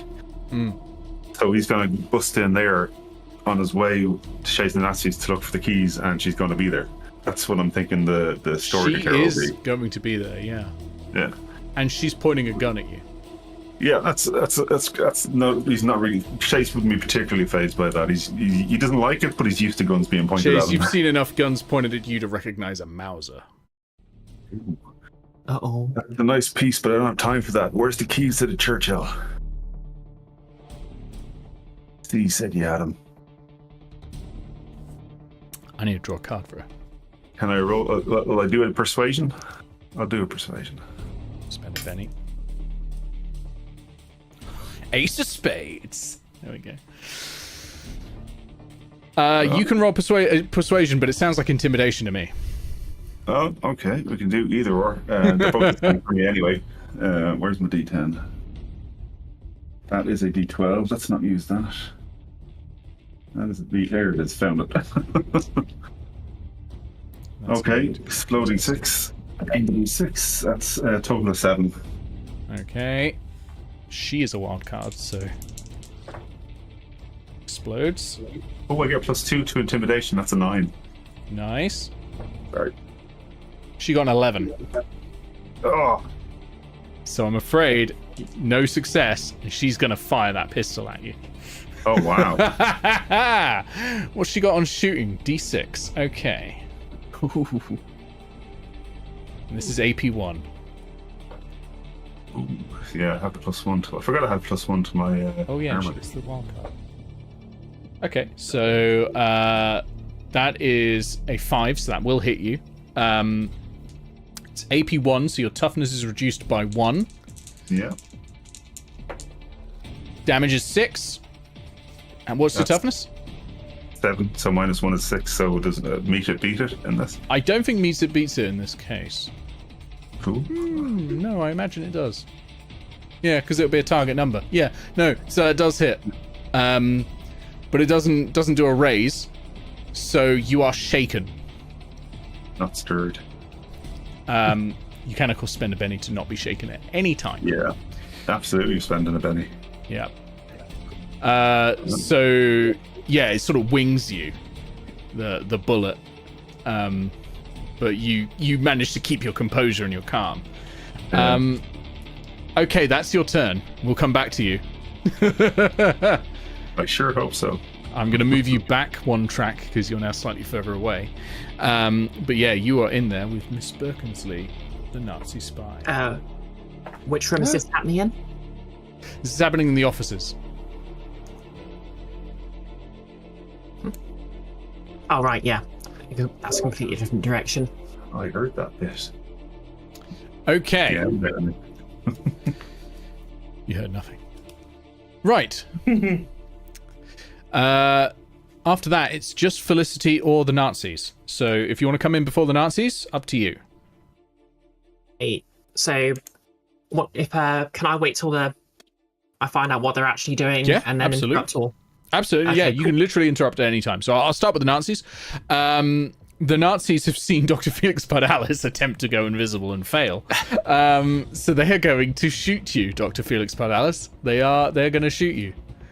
Not bad. In fact, actually, half of them are going to go after Chase Rockharte, and they're going to sort Are of they pile actually in. coming into the room? Yeah, they're coming into the room now. Oh shit. So it's going to be shots. 2 shots aimed at Dr. Felix Pardalis, 1 shot aimed at Chase Rockharte. Oh no, you know what? They're going to fight you. They're going to fight you, Chase Rockharte. Hand to hand. So... Okay, interrupt. Interrupt? Okay. Just as they're taking aim down the barrel at Dr. Felix Pardalis. Yeah. So just as they're taking aim, what I'd like to do is... can I basically step forward towards the nearest one, whichever one's nearest me, and basically try and grab a grenade or something off their belt. Oh, hell yeah. Hold onto it, pull out the pin, and draw their attention. Okay, sure. Oh shit, that's bold. That is bold. I'm going to call this a stunt. This is a stunt. In that you'll have -2 on it, but you'll have +2 from your Joker. Yeah. Evening out, but you will get a Benny for free automatically after doing the roll. Okay. Okay, what do you want for the this? benefit stunts. So this Intimidation seems or- like thievery. Okay, I don't have anything in thievery. So you'll have another -2 to the roll. Okay, and it's a D4 and a D6. Yeah, that's right. Okay. D4 and a D6, -2. But you get a Benny for free afterwards, so feel free to spend some Bennies on it, you know? Okay. Okay, that's 2 so I'm spending a Benny. Per my Moxie trait, that means I get a +2. So, for a nice. at least. That sounds good. 6 on the 6. Explodes. Okay, that's +3 for a 9. Very nice. So, yeah, that's a success with a raise. Yeah, you grab 2 grenades, one that you can keep and one that you can throw. Hey, stop right there. Was? Granata! Thank you, Call of Duty, for teaching me all these words. Yeah, that's a hard one, that one. Yeah. Now, I think we're at an impasse, she says in German. Because if you were to shoot me, I would drop this grenade. May I suggest putting your guns down before I put this down?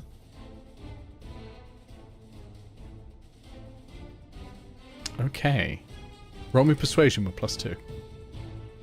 Okay, persuasion, that's a D6. Or, intimidation with +2. Intimidation, that's still a D6. Yeah? Very spirited young woman she is. Okay, so I've rolled a 5 on one of them, so is that +2 you said? Yeah, +2. Yeah, that's So that's 7. a 7, so that's a success. They back away a bit, and raise their guns in their hands, and yeah, just raise their hands and back away a little bit, because you look just about crazy enough to do this. Yeah. Can I kick one of the guns towards Chase? They're holding their guns at the moment. They have not dropped them. I'd need a raise from them to drop the guns. Okay, can I spend the bennies for a raise then?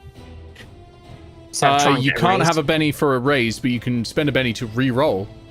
Yeah, and maybe that's what get I a meant. raise. Oh yeah. You spend as many bennies as you like. Okay, and that's going to be a +2 on this, for a total of +4 this time. Okay, that's a 5 again, but this time it's a 9 because of the +4. Okay. That is a raise. Yeah, they drop their guns, and you're able to kick one over to Chase. Chase, you've got a... Hold on. MP38. It is range 12, damage 2d6, armor piercing 1, rate of fire 3. I will pop that in the little chat.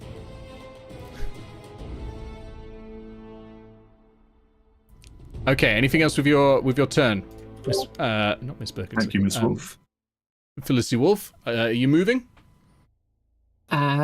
Can I sort of gesture for them to get into a cupboard or something, or? No, they're not doing that much. I need way more Okay. raises.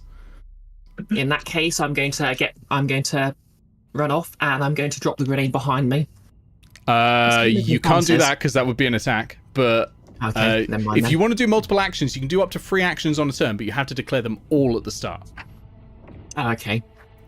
Because they give you a -2 stacking penalty to all of your rolls. Okay. In that case, can I just sort of back away? Yep, you can back away, so you won't change on the movement tracker. Yeah. Every time they sort of look like they're moving, I'm just going to raise the grenade a bit more and just keep staring at them. All right, back to the Nazis. So, the ones near Chase Rockharte are going in to punch you. And one of them is going for Felicity Wolfe as well. So, fighting! This is against your parry, so I've got to beat your parry score. So against Chase, that is a mere 3. I'm assuming your parry's better than that. No, it's not. It's not? I'm not a fighter. I'm a Oh, shooter. I assumed you had literally anything in fighting. But okay. Oh, wow. We are, yeah, okay, no, fair enough. You brought guns to the gunfight. I understand. Yeah. You can take a hit, but you can't hit. Okay, so they are going to do Hopefully they get. 6 damage. Nope. Oh, sorry, that explodes. Oh shit. 11 damage. Oh no. Oh, no. I forgot. Damage dice explode as well. Yeah, 11 damage. So what is your toughness? 7. 7, so that's 1 raise. Shaken and wounded. Were you already shaken? Nope. Okay, you spend a Benny. Okay, so you're now shaken and wounded. You may spend a Benny to soak that wound if you want. Yeah. Okay, roll me a vigor check. Vigor was at the A, wasn't it? And don't forget your d6. So this is where the Bennies start going fast and loose. Yeah. Can I spend another Benny? You can re-roll a check, yeah, including, I believe, a soak roll. Oh no, I get a +2 to soaks. No, I don't. That's only a knockout. Hmm. Anyway, that's the exact This would be a same roll knockout again. punch, actually. You do get +2. Oh, in that case, then 'Cause they're hitting you. I won't need to spend a Benny. Yeah, so that's fine. I soaked that. All right, you're soaked. You're good. You take it on I the get chin, 5. but you've got an iron jaw. One is also attempting to strike Felicity. Oh dear. Oh, question by the way. Yeah? So shooting doesn't affect my parry.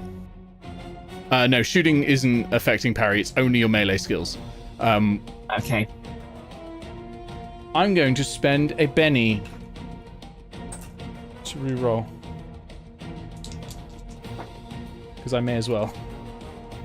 Okay, that is a 7. What's your parry?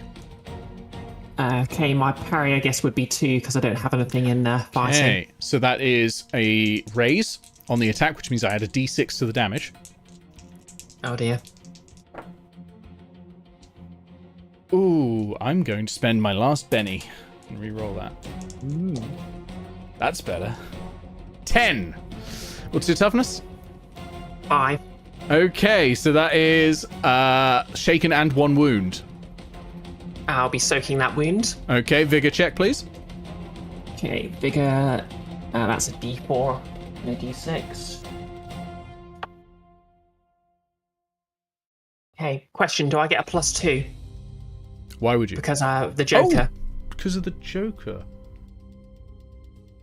I don't think so, because it's not on your turn anymore. It's actions you take on your turn. Okay, in that case, I'll spend another Benny to re-roll this because I got 3. Yep. May as well spend them. And because of my Moxie trait, I get a +2, and I've got a 6 on the D6. Explodes. Yep. That's an 8, 9, 10. 10. Okay, you are unshaken. So they go in to punch you, but you've had books fall on you from height. Like you've taken heavier blows. And yeah, you are absolutely fine, but you are annoyed, almost certainly. And lastly, 2 shots heading towards Dr. Felix Pardalis. No. Did Felicity's distraction not get them away from doing that?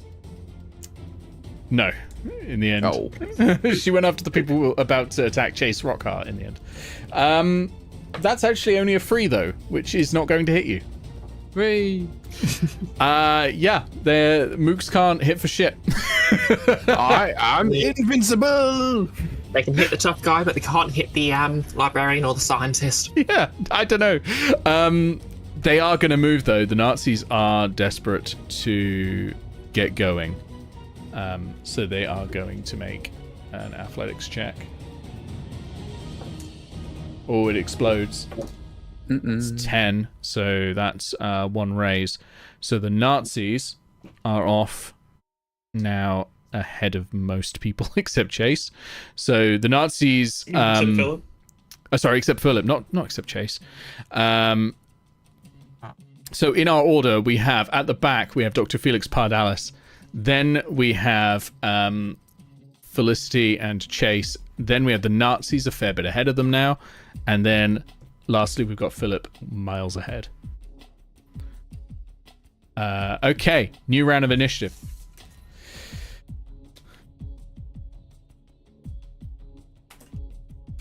All right.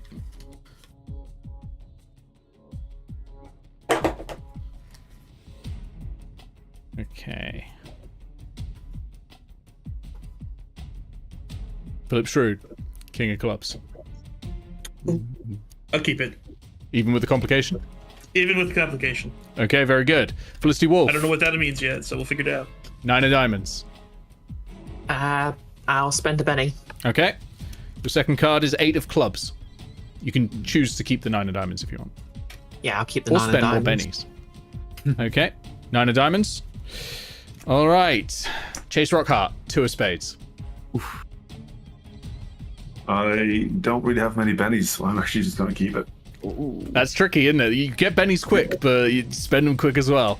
Dr. Felix Pardalis, 4 of spades. All right, I'll spend a Benny. 2 of And I'll hearts. spend another one. Ace of clubs. Complication, Yeah, I'll take that. but top of the initiative. Mm-hmm. Go for it. Pass. Pass. All right. So we have 2 complications. These will happen on your goes. So we'll start with Dr. Felix Pardalis. Ace. Oh, wait, do wait. you I not need to draw for yourself? I do, don't I? 10 of diamonds for the Nazis and Jack of clubs for Miss Birkensleigh. Okay. Ace. Yeah. Yeah, I'm just trying to go Okay. back to where the chase rules are. What's the complication? All right, so it's based on your position on the initiative track. You are at the back. You're on a 5 of diamonds. Diamonds, you are bumped. Interesting. So does that bumped means you get moved even further away. What? Even further away from nowhere. Yeah, you're not like you're taking these shots. You dive for cover and you end up in a cupboard.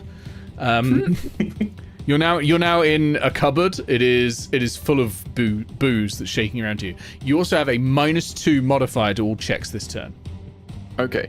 It's your go. I would like to And I don't know if this is actually possible with this, but I would like to try and use Deus Ex Machina to spend a Benny to coincidentally find in the back of this cupboard a secret passageway to another part of the facility. Absolutely. This is exactly what that feature is for. I was looking at it at the start and I was like, this is going to be great.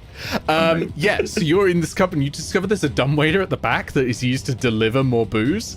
So you get in it and it's cramped and it's tight and it takes you all the way to the staff room. So you are now moved. Let's see, I'll grab you some more booze, okay? You are now moved position-wise slightly behind Phillip. No, you're adjacent to Phillip position-wise. You're just on a different track. Oh, wow. Phillip's way up ahead. Awesome. Yeah. You went all the way to the staff room. Like, there's only 2 rooms ahead of you before the time room. But it does mean you've got to back out a little bit to go to the armory. But you're not far from the armory, so you can get people's weapons and stuff if you need to. Does that take my whole turn, or do I have to can I do other That's stuff? your action. You can actually still do the reposition thing. If you wanna do the athletics check to move, you can do that. I have no athletics, so I guess I'll leave it there. I mean, you can always try. Like, you don't get anything for a failure on this. Like, you don't lose anything. All right, might as well then. Unless it's a crit fail. Just don't do a crit fail. Yeah, sure, that's not gonna happen. It's fine. All right. It's nearly a crit fail. That's a 1 and a 2. I'll just take the fail. Okay, you take the fail. You're stuck where you are. All right. That was aces. We go now to kings. Queens. Phillip has a king of clubs. We got a king. King of clubs. All right, king of clubs. Phillip, your current position is 8 of hearts. Hearts is the character is bumped, but no modifier. Okay. So as you're running Diamonds along, was getting bumped. Diamond is bumped, but you have a negative modifier. Hearts is slightly better than diamonds. So you are rushing through these corridors towards the garage, and there's Tommy. Tommy opens the door and says to you, "Hey, have you got a gun on you?" A gun? Yeah. No. I got fists. Neat. That's great. Shoves you out of the door. And you see, just as he closes the door, him turning the Sten gun on one of the civilian workers in the garage and shooting them. So we add an additional Nazi to the list. Coming to see, we have Tommy as well. Oh no. And you are bumped back 1. Nazi. So many Nazis. It's wall to wall with Nazis out here. Okay. Named Secret Hitler here. Oh, by the So way, I've not done my action yet. That's just the complication, right? Lee specifically messaged me by DM saying, "What if I was a Nazi spy?" I haven't done this just because she can't make the game. This is her idea from the start. You have got your action. You've got your action. So your free movement if you want. Okay, I would like to try to catch up to Tommy and punch him. Try to catch back up to like ramming into this door, try and get it back open. Yeah, give me that athletics check. Absolutely. That's a 3 and a 1.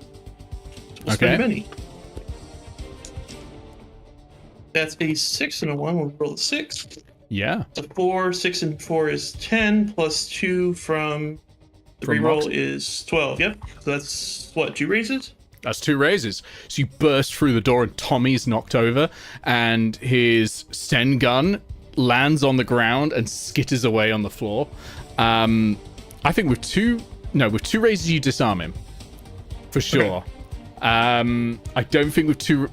You know what? Yeah, with 2 raises you can pick up that gun. I would rather just punch him.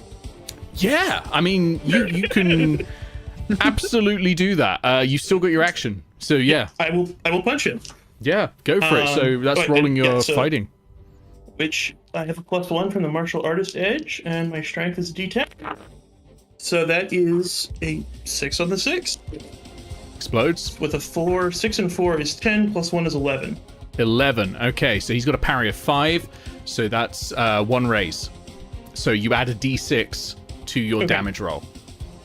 And my damage is D10 plus D8, because I am a bruiser as well as a martial artist. Good lord. All right, there we go. D10 and a D8. That's nice.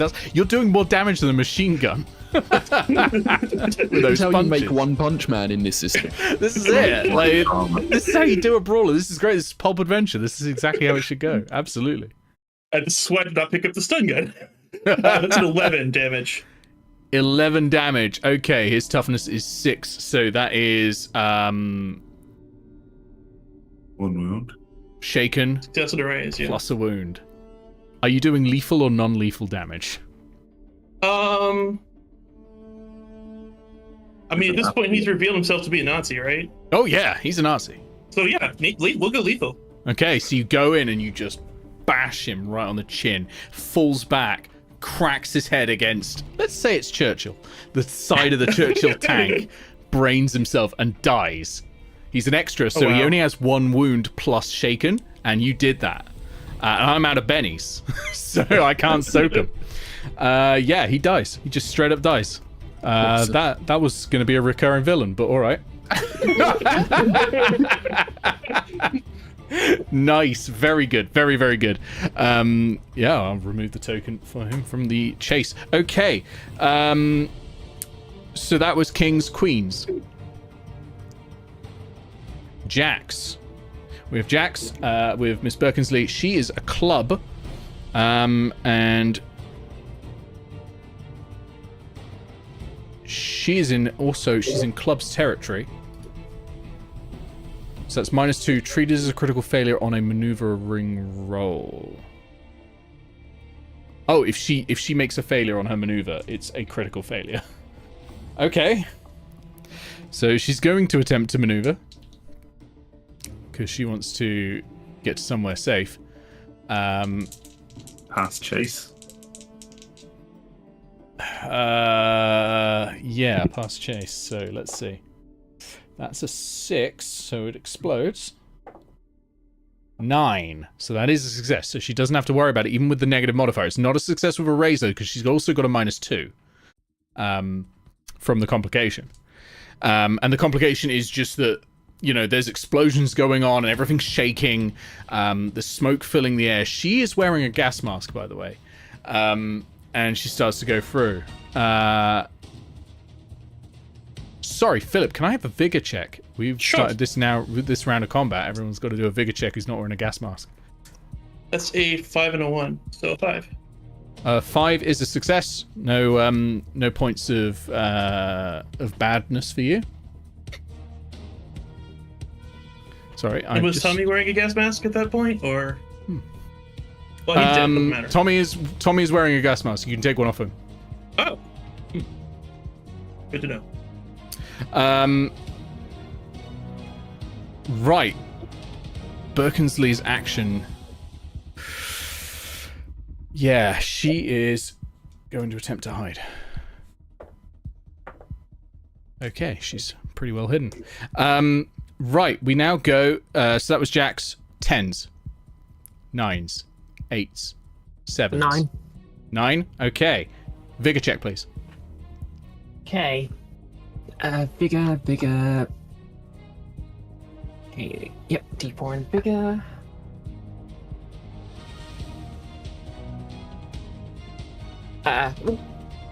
Exploding on the 6. Okay. 9. That's good. 9. You succeed. There's nothing with a raise, I'm afraid, on this figure check. It's purely to avoid being poisoned. But yeah, you're fine, and you get your action. You notice that the clock on the wall is spinning. Okay. Would I sort of be able to infer anything from that? I mean, we're already aside from what we were already told. Aside from what you were told, probably not. Even with a check, this is unless you specifically know chronology, which is not your. That is almost a Dr. Felix thing, but yeah, the exposition obviously was this. The clocks go crazy when the machine's working. You do know that. Okay, so I've got the. I'm still holding the grenade without the pin, and some Nazis have come up to try and punch me. What I'd like to do is I'd like to just shove the grenade in one of their pockets and run. Okay, that's going to be a contested check. What are you using for this? This sounds like it might be. God, what is it? Thievery? It could be. Are you shoving it into their hands or their pockets?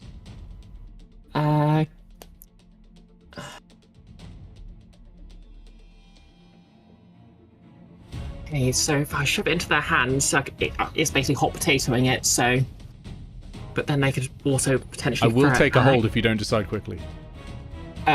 You know what? I'm just going to say, hold this. And Nice. Just, Okay, so I think that's just going to be a contested smarts check. Okay.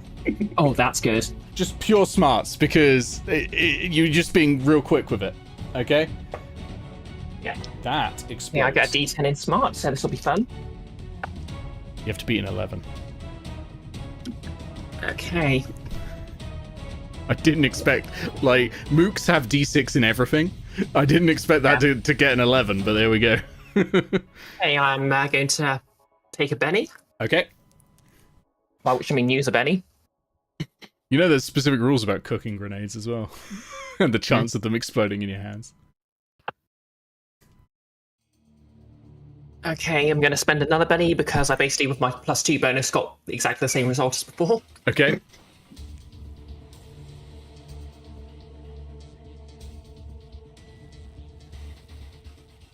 Yes. My D10 is exploding. That's good. Oh, that's good. Okay, so that's a 10 plus a 6 plus 2, 18. 18. Okay. You had to beat an 11, so that's success plus a raise, but not 2 raises. It was almost 2 raises. You hand the grenade to them, and they go, "Ja, natürlich," as you run past. And seconds later, you just hear this boom. You know, I'm just going to say that takes out that group of Nazis. I mean, not all the Nazis are gone, but the Nazis are diminished. That takes out 4 Nazis.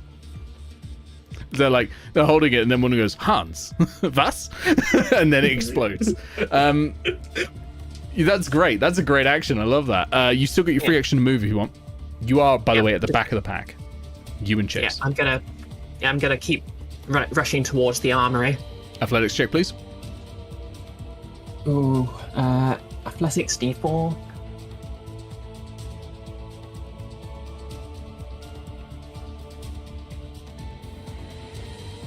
Spending a Benny.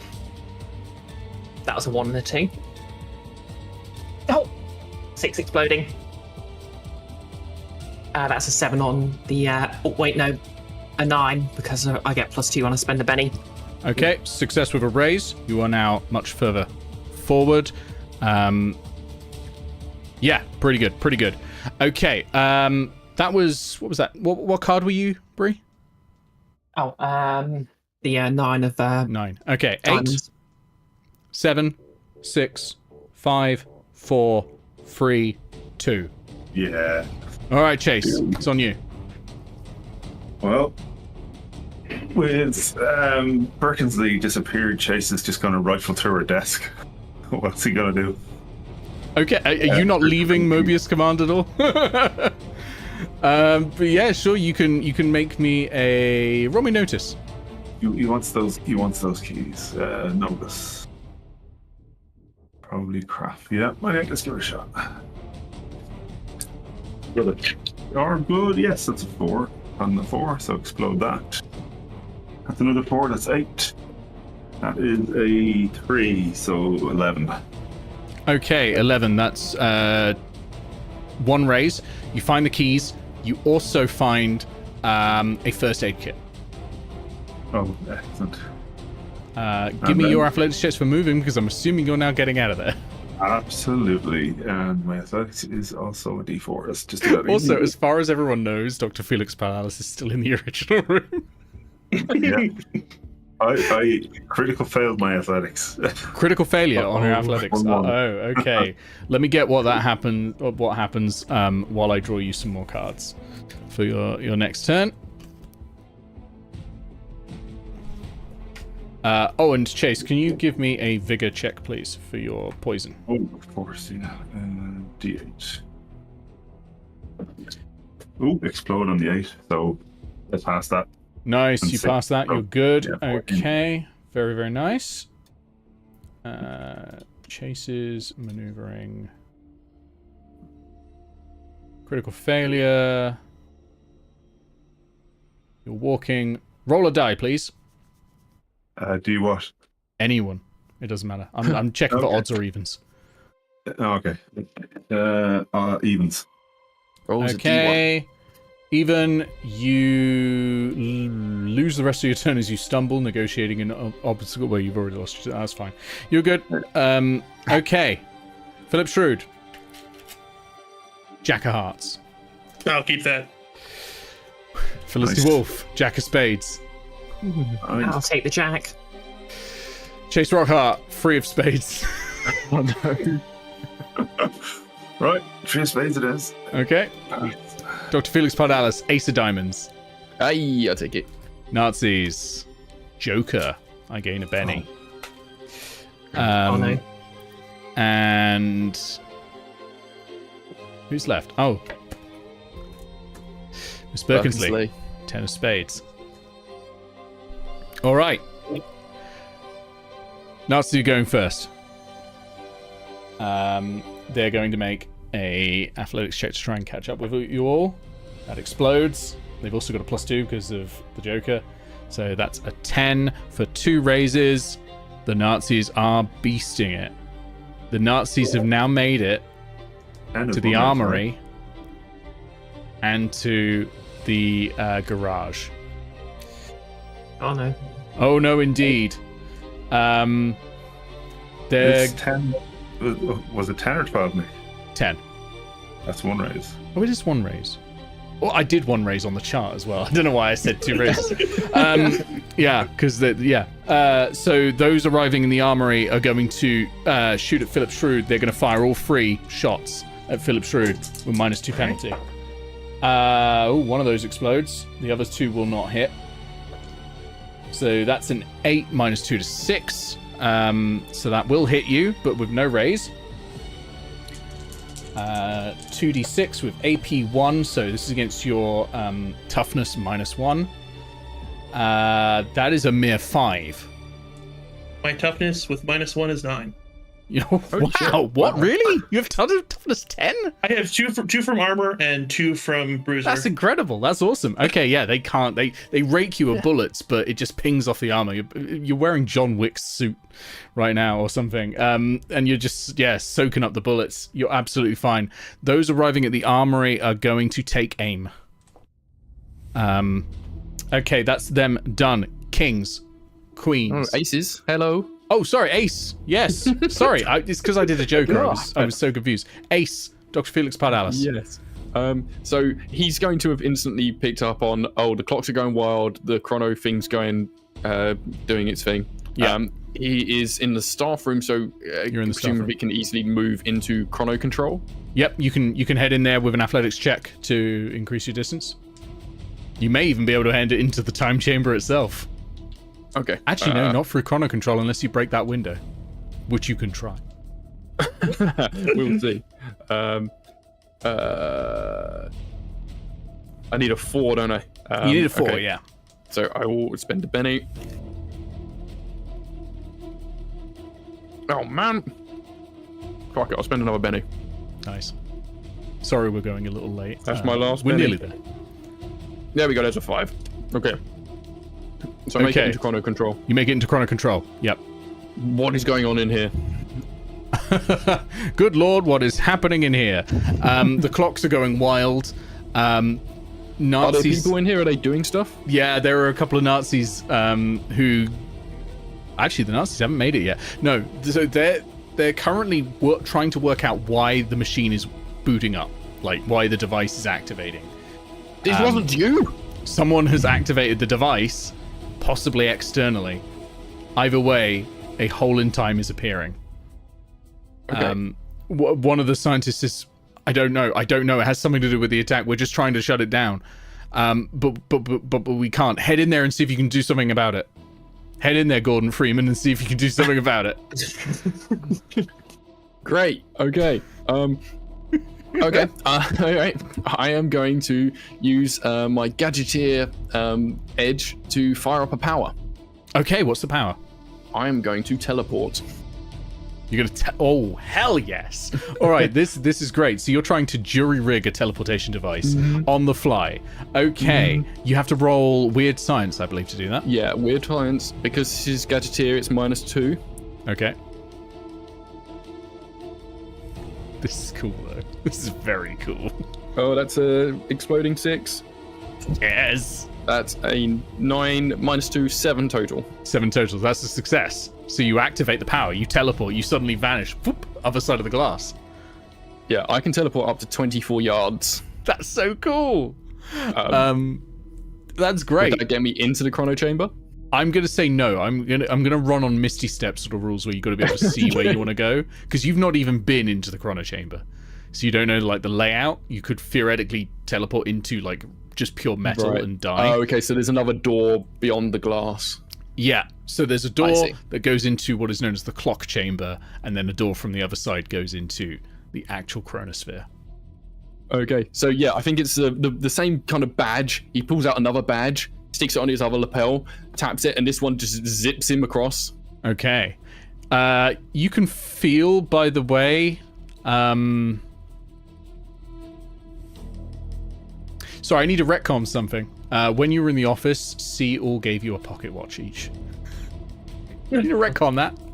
You all have one of those. You can feel that is starting to vibrate like crazy. Okay. You need those, otherwise you can't time travel. Retcon. Yeah. Okay, that's great. That's your turn done. So that's aces, kings, queens, jacks. Jack for Phillip. I don't remember what my suit was. You don't remember what your suit was? Yeah, I was Jack of Spades. Jack of Hearts then. One... So Spades is first. So Felicity first. Okay, first of all, can I spend a Benny for a Deus Ex Machina? Can I just say one of the guards gas Do you have masks that just feat as well? Yep. You have Deus Ex Machina. Okay. So Deus Ex Machina gives you an advanced route to the exit, basically. Okay. Well, I was going to say I get a gas mask out of it, but that's also good. That would be sorry. Do you have the Edge Deus Ex Machina? Yes. Okay, so the Edge Deus Ex Machina is the one Dr. Felix Pardalis used to get like a teleport ahead. Yeah. So you can have that. So you spend the Benny, and your position is currently relatively far back, but not the furthest back. That's Chase still. And we say the explosion opened up a hole in the wall or something? Yeah, explosion opens up a hole in the wall. So you were currently in the atrium previously. You are now in, let's just say it's a big old hole. You're in the briefing room. Oh my god. Wait. Opens up an old tunnel.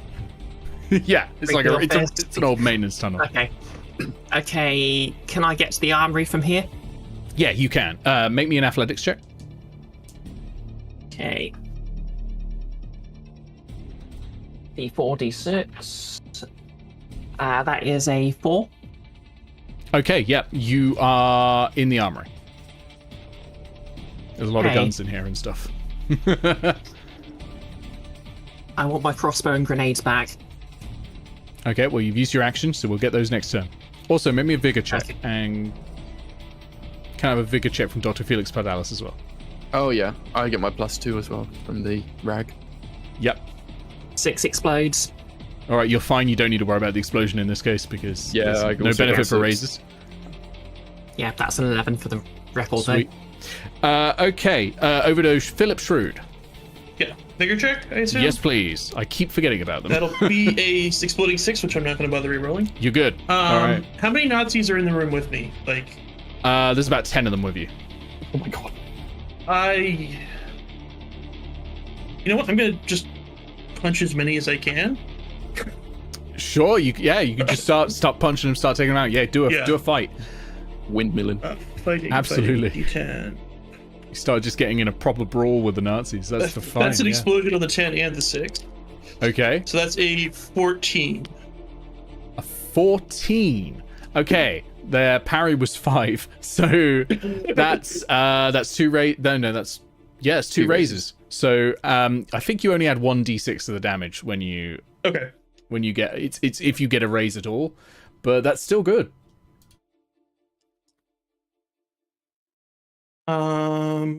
See, I can spend a Benny to reroll damage, right? I think I saw that. Yes, you can. Yeah. Okay, I will do that. Yeah, Okay, it is just that 1d6, is regardless. 18. 18 damage. Oh, fuck. Their toughness is 5. So that's 1, 2, 3 of them have died. So you've launched and you're like, jump, and 3 drop to the ground. There's now 7 Nazis in that room. That's fantastic. So you're waiting for Chase to arrive, basically, with the keys. I'm just trying to stop the Nazis, and you're doing punching well. them is how I stop things. To be fair, you're doing great. Presumably, there's now 7 very scared Nazis in there. Yeah. So that was Jax. We go to 10s. Miss Birkensleigh has vanished. 9s, 8s, 7s, 6, 5, 4, 3, 2. Yep. Chase, you're up. Give me a vigor check, please. Don't forget you got -1 to these because you have 1 point of fatigue already. Do I? I thought passed you did. that for your check. Oh, never mind. I thought someone had a point of fatigue. Oh, for some I reason. had fatigue. Pardalis has. Don't forget, Dr. Felix, you got -1 to every check. Yep. Vigor is a pass 4 on the D4. Excellent. All right, you're still good. Do you want to maybe do an athletics check to try and catch up with everyone? Absolutely want to do an athletics If you want to check. do that as your main action, you can get a +2 to it. Yeah, we'll main action that. Okay. To remind myself how low that dice is D4. Yeah, okay, let's give it a go. No, that's a fail. I'm going to Benny that. Not a critical fail, just 2 2s. We are not an athletic bunch, apart from No. Philip. That is a 4 might explode, and lovely. Let's see what we get out of that. 2, so 6 total. So no, just pass. No raise. 6 total. Is that with a +2? +2 for what? Oh, You yeah, get a for my +2 because running, you so that's, used it as your 8. main action. That's an 8 then. So 1 raise. 8. Okay, so 1 raise. So you are now. You're heading to the garage. You are now at the shooting range. So you're getting Nice. close. You're getting close. I'm moving everyone over because you were the person at the back. So that, relatively speaking, there's now a little bit more space. But we only need 1 more card for that. Okay. That's turn done. Because you can't then also try to use your free action to move. Let's get some more cards for what I think might be the final turn. I think. Philip Shrewd, we have a 5 of diamonds. I will spend a Benny. Spend a penny. We have a 10 of spades. Good enough for me. All right, 10 of spades for Philip Shrewd. Felicity Wolfe, we have a joker. Benny's for everyone. Yes. Chase Rockharte, we have a king of clubs. Does mean a complication, but it is a high number. Yeah, pass. You take it? Okay. Yeah. And we have a 6 of diamonds for Dr. Felix Pardalis. I have to take it. I have no bennies. You have 1 Benny now because Felicity just got a Oh. joker. Oh, okay. Everyone gets Well, a Benny I'll- when a joker comes out. Yep. I'll pass it then. Okay. Nazis. Question time, Master. Jack of clubs. Yep. Sorry, Nick. So- I said I'd pass it. Pass the means Benny. you're accepting the card. Oh, sorry. I meant. Okay. Yeah. 10 of diamonds is your Yeah. alternative. I'll take that one. Say that. Okay. Sorry, Brie. What was your question? Oh, so the armory's got Nazis in it, is that right? That's right. Okay. Transfer room full of Nazis, no problem. Philip's not locked in there with them, though. They're locked in there with Philip. Right. Oh, I thought Philip was in the garage. We're going. Oh, Yeah, yeah. Philip's No, in the sorry. garage. Philip is in the garage. The Nazis are in the armory. They've spent their action to take aim last time. Okay. Ace. King. Queen. Yep. Okay. Chase. Over to you. Yeah. Do you want to do the complication first? Oh yeah, you have a club. So your position currently is on a diamond, which is not a bad one to be on. It means you have -2 to all your checks this turn, and it does mean you get bumped. I'm going to bump you forward though, because you can do that. Excellent. That's something. I'll take So that. you are now slightly further forward. An explosion rocks you forward, and you have to just keep the momentum going, and you go forward. But you do have -2 on all checks this turn. Yeah. Well, I'll start with my vigor. Yep. Start with the vigor with -2. That is 2. 2. With the minus Okay. 2. With the minus 2, that's 2. Yeah. Oh, you have a 1 fatigue now, so you're gonna have -1 to all checks. That is cumulative of your other -2 that you've got this turn. Oh, the minus 2 wasn't just alternate on everything. Oh god, so I'm on a -3. Yeah, but All that right. -2 is only this turn. The -1 is permanent. Cool. All right, so I'll continue my move then, or attempt to. Is this going to be your action one? So you'll get a +2 with that, which will slightly remove the -3. Yeah, so that's a total of 4. Total of 4 is a success. You move forwards. Aim to get to or into the tank. Yep, you are now in the garage. So Chase is in there fighting some Nazis. There are Nazis between you and the tank. Okay. Well, I've got a machine gun. Gonna machine gun the You Nazis. cannot use them yet. You just use your action, but you can next turn. Was my move not my action? If you wanted a +2 to it, it had to be your yeah, action. Yeah, cool. Next turn. But next turn, you can definitely machine gun some Nazis, and I will be absolutely here for it. So that was Kings, Queens, Jacks. Oh, I got a Jack. I got a Jack of clubs for the Nazis. Can they get a complication? Okay. They do. They do get a complication. They're on hearts, so they don't. So they just get bumped. So the Nazis are going to get bumped backwards. Sorry, Bree said something? Wait, are the Nazis still in the armory, or? No, an explosion has just rocked them backwards out of the room. They're also not in the the garage anymore. They're at the door. They do still get to take a turn of their own to try and get in there. Which, Hey. yeah. Joker interrupts. Joker Can I interrupt, just go bar for the it. door Can I just bar the door in front of them? Absolutely, that's exactly what a Joker interrupt is all about. Yes, you can bar the door. Make me an agility check. It's going to be contested. They're going to try and get there first. Okay. It's not so good. That's a D4, but... Don't forget you have +2 on everything. Oh yeah, +2 on everything. Let's go wrong. Yeah, I'm spending a penny on that. Mm-hmm.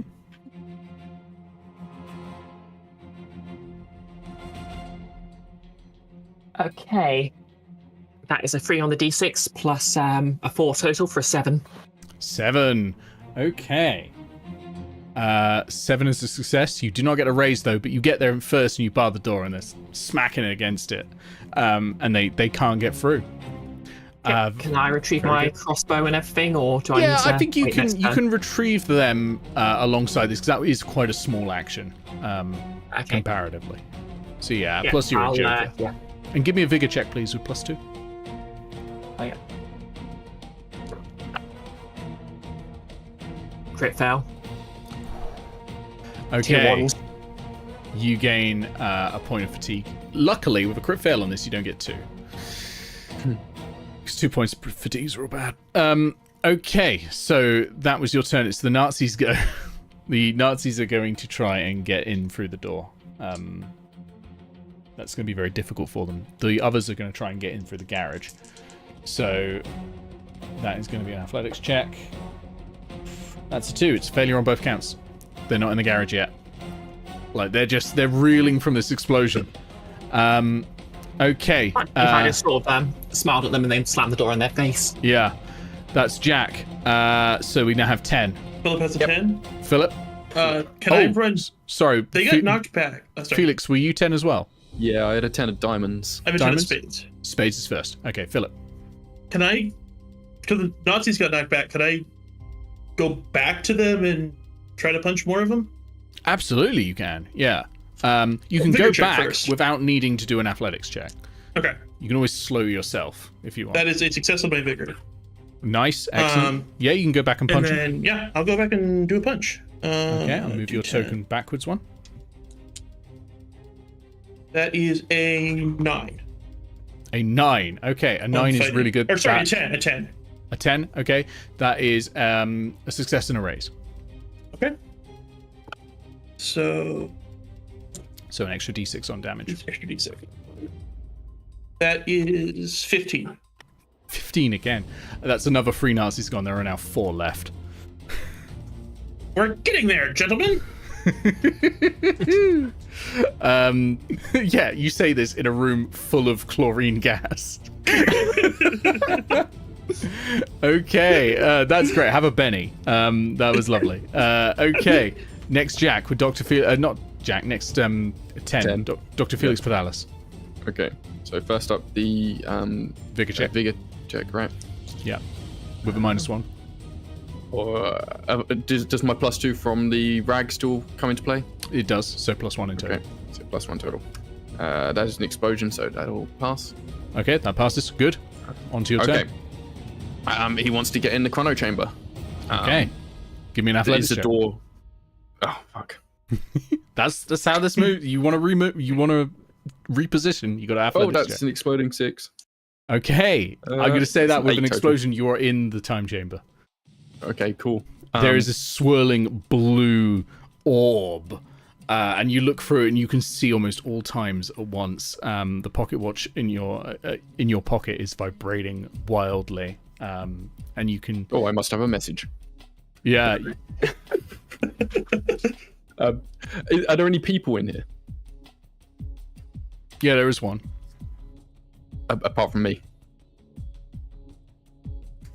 Yeah, Mrs. Birkensleigh. Oh dear. Oh fuck. What's she doing? She's pointing a gun at you, and she says, "Hand me the chronometer." What's the chronometer?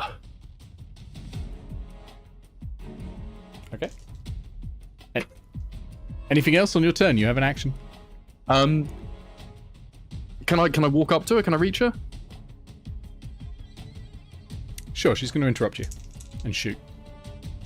I mean, she She wants me got to higher hand over the initiative than you, chronometer. and she held, so she can Well, interrupt she you. asked It me is a to hand over the composed check, chronometer, though. so I'm going to walk over to her, pretending to hand over whatever she's wanting. Composed athletics.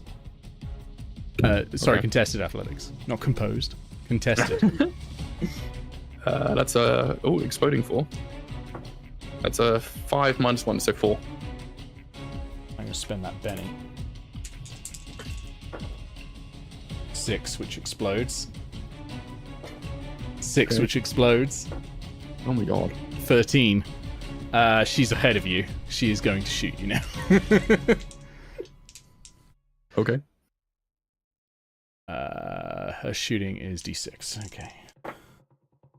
Okay, that is a 5. So that is a success.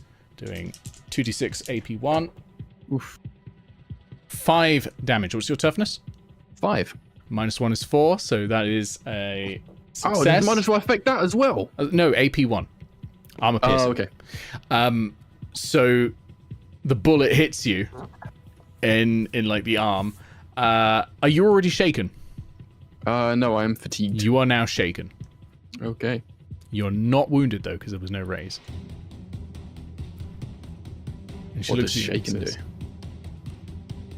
"I'm not kidding. Give me that god damn." And she blushes a little for having said that. Chronometer. Okay, back to your turn. Oh, it's still me. Mm-hmm. She interrupted your turn. Oh, I see. Oh, okay. That's what just happened. Okay. I got you. Just Joker. Uh-huh. No. Okay. Anyone can do it if they have higher initiative. They can hold. Okay, so what is the effect of shaken? Shaken at the start of your turn, you must make a spirit check to not be shaken. Okay, but because it was already my turn, then I don't have to do that until my next turn. Mm-hmm. Cool. Okay. All right. He is going to he's going to go to hand her. He's going to hold out his hand to her, and in his hand, he's going to have a gadget that stuns. Okay. Is this gadgeteering? This is gadgeteering. Wild science with a -3. Yeah, it'll be a -3. Okay. That is a 9 -3, 6. 6 is a success. So that works. Yeah. So he holds out the pocket watch, but on top of it is the stun pad. And so he goes to do the classic clown joke handshake thing and passes it to her, and it stuns her. Okay, yeah, she's stunned. Very good. So she must make a vigor roll with a minus. No, not a -2. Vigor roll, or be stunned. She got a 5, so she succeeded. She's not stunned. Damn it. Yeah, I'm afraid. All right. That is your turn. We were on, what were we on, 10s? Yep. 10s. Okay, 9s, 8s, 7s, 6, 5, 4, 3, 2. Oh, that's everyone. Oh. Okay, I thought we had someone left. All right.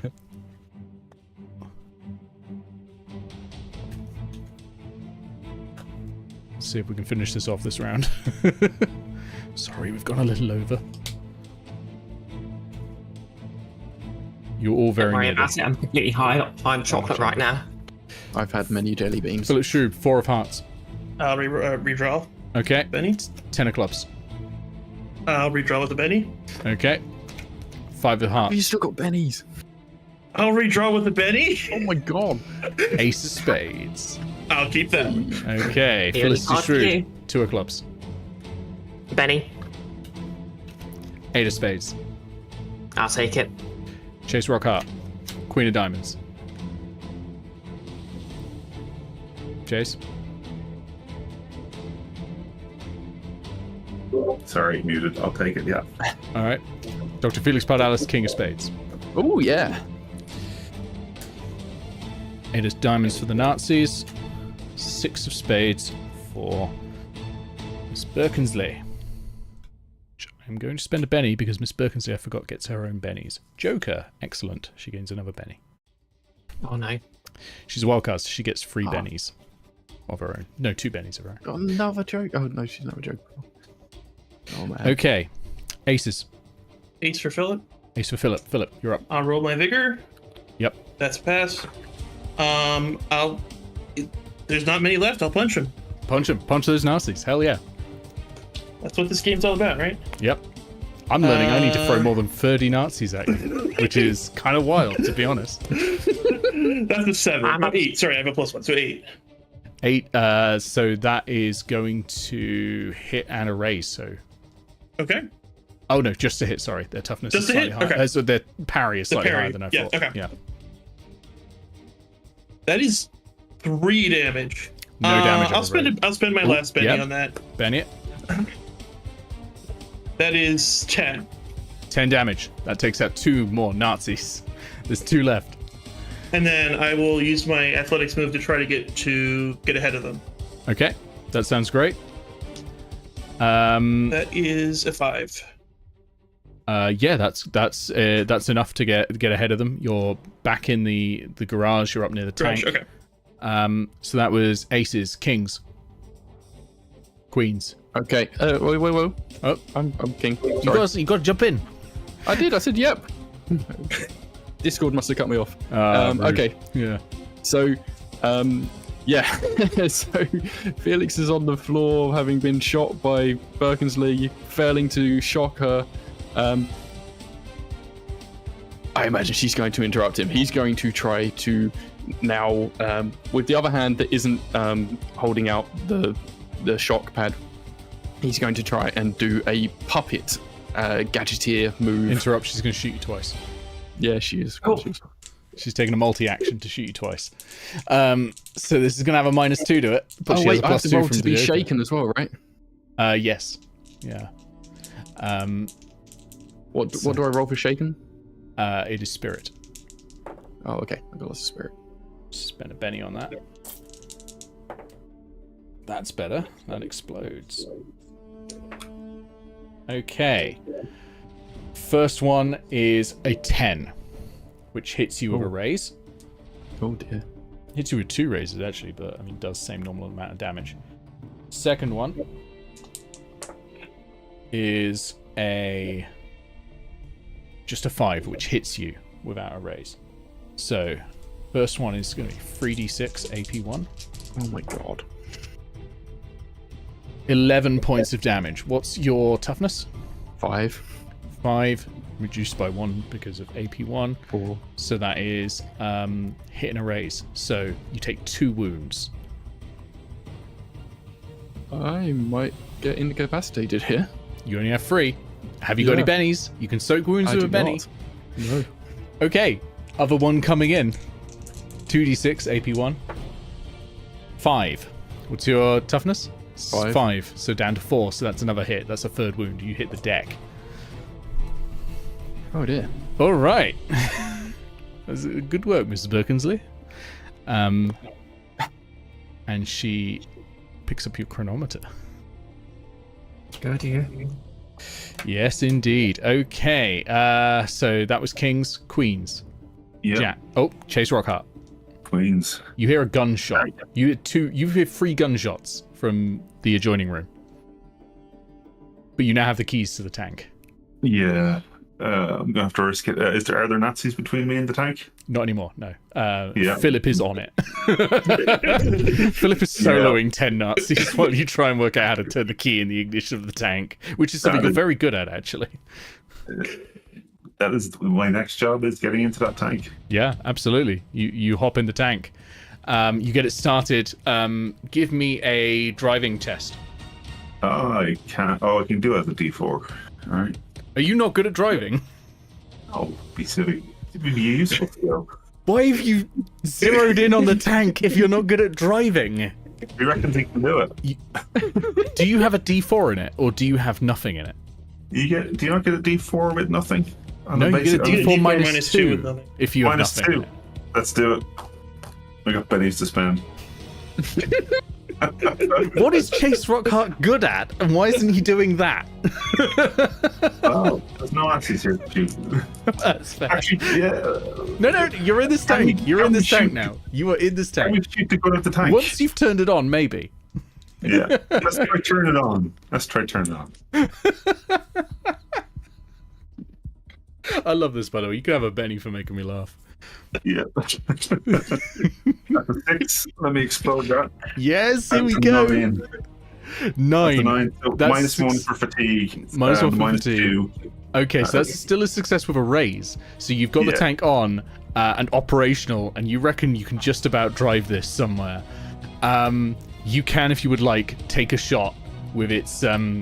It's your choice. Would you like to shoot with the turret, or would you like to shoot with? Would you like to shoot with the 88mm tank gun, or would you like to shoot with one of the medium miniguns? Oh, let's Sorry, machine let's guns, not bring not the roof down. Let's not bring the roof down just yet. I'm gonna shoot with one of the turrets. Okay. Nazis that are inside. Okay. Roll me shooting, please. Shooting I can do, just about. Roll twice in 1d6. No, gonna spend a penny. Screw that. Oh, same again. And the other of these. Oh, I'm spending another penny. My god. Rolling garbage right now. That's more like it. 6. 6 7. is. Oh, 7 is a success. 7. Yeah. So you do 2d8 plus 1 damage and has AP2. Oh, were there any 1s or 2s on that? No. Okay, cool. No. All 3s actually, which is annoying. No, that's good, Almost because bad. 1s or 2s means Philip gets hit. Alright, 3d8 you said? Yes. That's a 1. Nice, that's 9. And another 8 is 17. That takes out the 2 remaining Nazis. So Philip's just been like having this punch out with loads of them, and like one of them is squaring up, just ready to deliver a massive hit to Philip when and you take the 2 down, and there's like bullet holes everywhere outlining Philip. And you're like you looking out the tank like, you coming? It's me by that much. Yeah. So yeah, you have a tank, which I was intending to use against you, by the way. That's why I have these stats. But here we go. Okay, that's really, really good. That's going to be all of your turn, I think. Both movement and action there. Yeah. But you now have a tank. So that was queens, jacks, 10s, 9s, 8s, 7s. 8. 8. Felicity, 8. you're up next. Okay. Can I Okay, from the armory, can I basically barge into the chrono chamber with 2 pinless grenades in either hand? Oh god. Pinless grenade in Like either. an absolute lunatic, you bet you can. Okay, stop right there, Frolin. I'm so dead. She puts her hands up, drops the gun. She is holding the chronometer. Now, come on. We got along pretty well. You don't have to do anything hasty.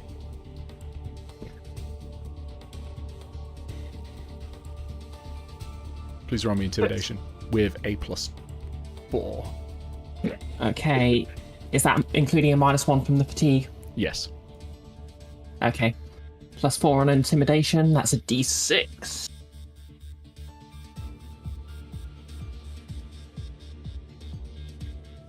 Okay, that is a 5 for a total of 9. Okay, 9 is a success with a race. So she drops the gun. She drops the chronometer as well on the ground.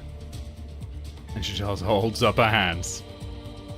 Okay, explain yourself.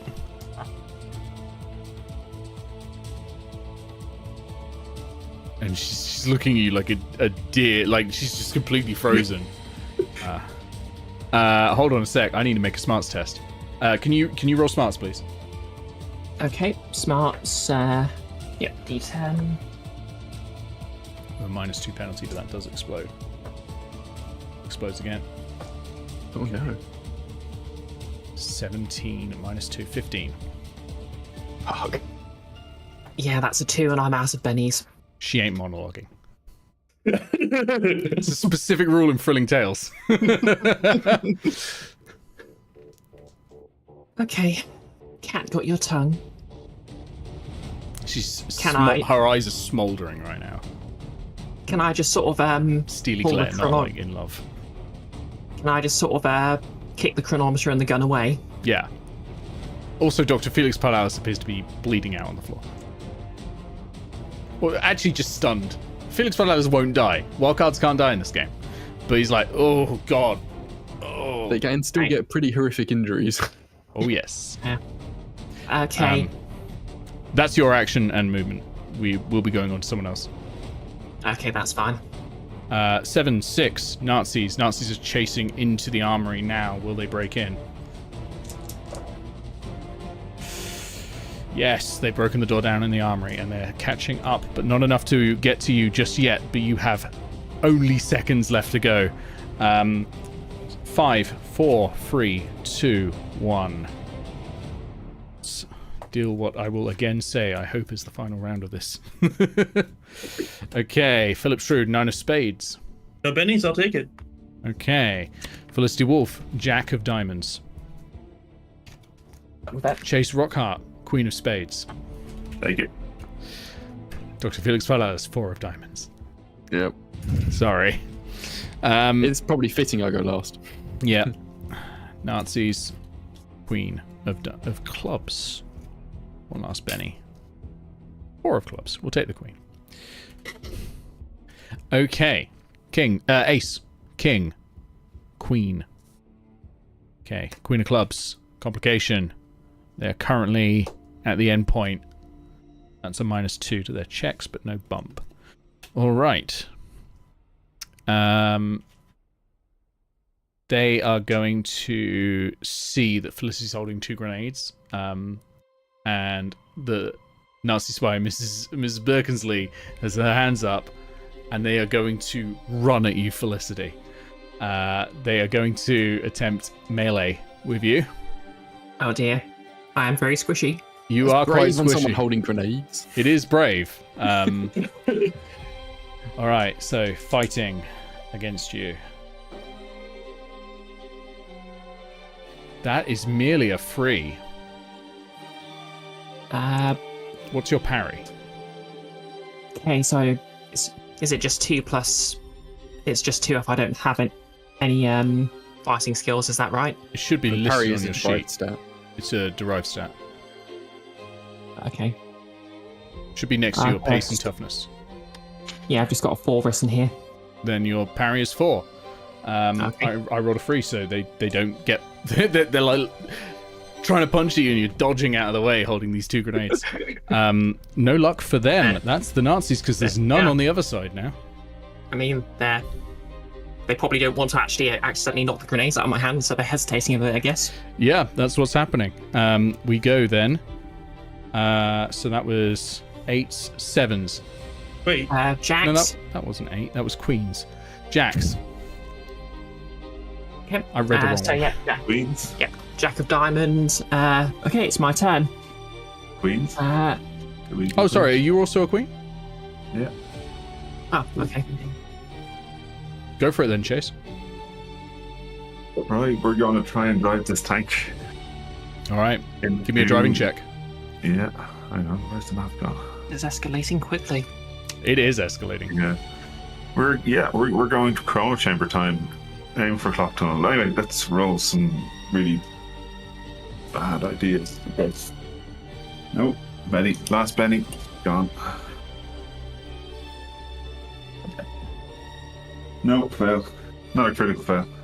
Okay. It's a 2 and a 1. 2 and Power 1. up the tank, and you think you've got it going, and you launch forwards through the time chamber, through the time vortex, and into the past. Oh, no. You and Phillip are no longer able to assist Felicity and Dr. Felix Pardalis. oh, was I in the? Wait, Oh no, you weren't in the tank. No, you I was didn't. not in the tank. No, I was Chase, you punching didn't Nazis. wait for Phillip to get in the tank. No wonder you're having such a bad time. This tank requires a crew of 5 people. But yeah, you just launched it through. Okay, that's Queens, Jacks, 10s, 9s. Jack of Diamonds. Jack Okay. of Diamonds. Okay. So, got a hostage. I'm surrounded by Nazis. Yep. You have the chronometer. Okay. I strongly recommend getting into the time warp because they can't follow you without one. Okay. Can I basically somehow grab the chronometer that's been dropped and just pull myself and the good doctor into the warp with me? Yep, And leave all of the grenades behind. Athletics. Okay. Athletics is not my strong point, but I've got a 4 in it because I'm a protagonist.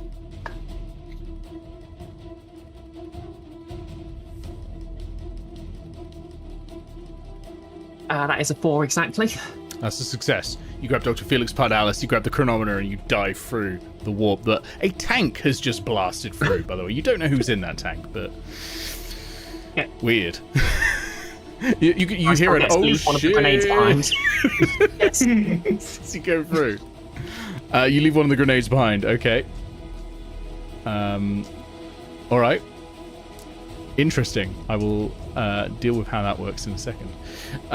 Okay, so that's Jack's... The other 10. 10s. 9s. 9 for Philip. 9 for Phillip. Phillip, a tank has just left without you. Yeah, I'm gonna book it for the vortex. Okay, athletics. There's a big hole in the wall now. It's quite easy Yeah. to get And do to. I get the +2 for spending my whole turn for this? Yes, you do. That'll be an exploding 6 and another exploding. I think I make it. That's a 19. Yeah. Wow. Yeah. You swan dive through the hallway in lightning Order, speed. gentlemen! One thing I was going to say And the was Nazis that as I dive through. you would have to do a contested check to make it through before the grenade explodes and blows you back. But with a 19, there's no way you're losing. You dive on straight through, and then just as you arc into this time warp, the explosion behind you ripples and breaks the wormhole behind you, breaking the connection to Central, and you fly, it's careening through the timescape and land, all of you, except Chase, who lands in the tank, technically speaking, on sand.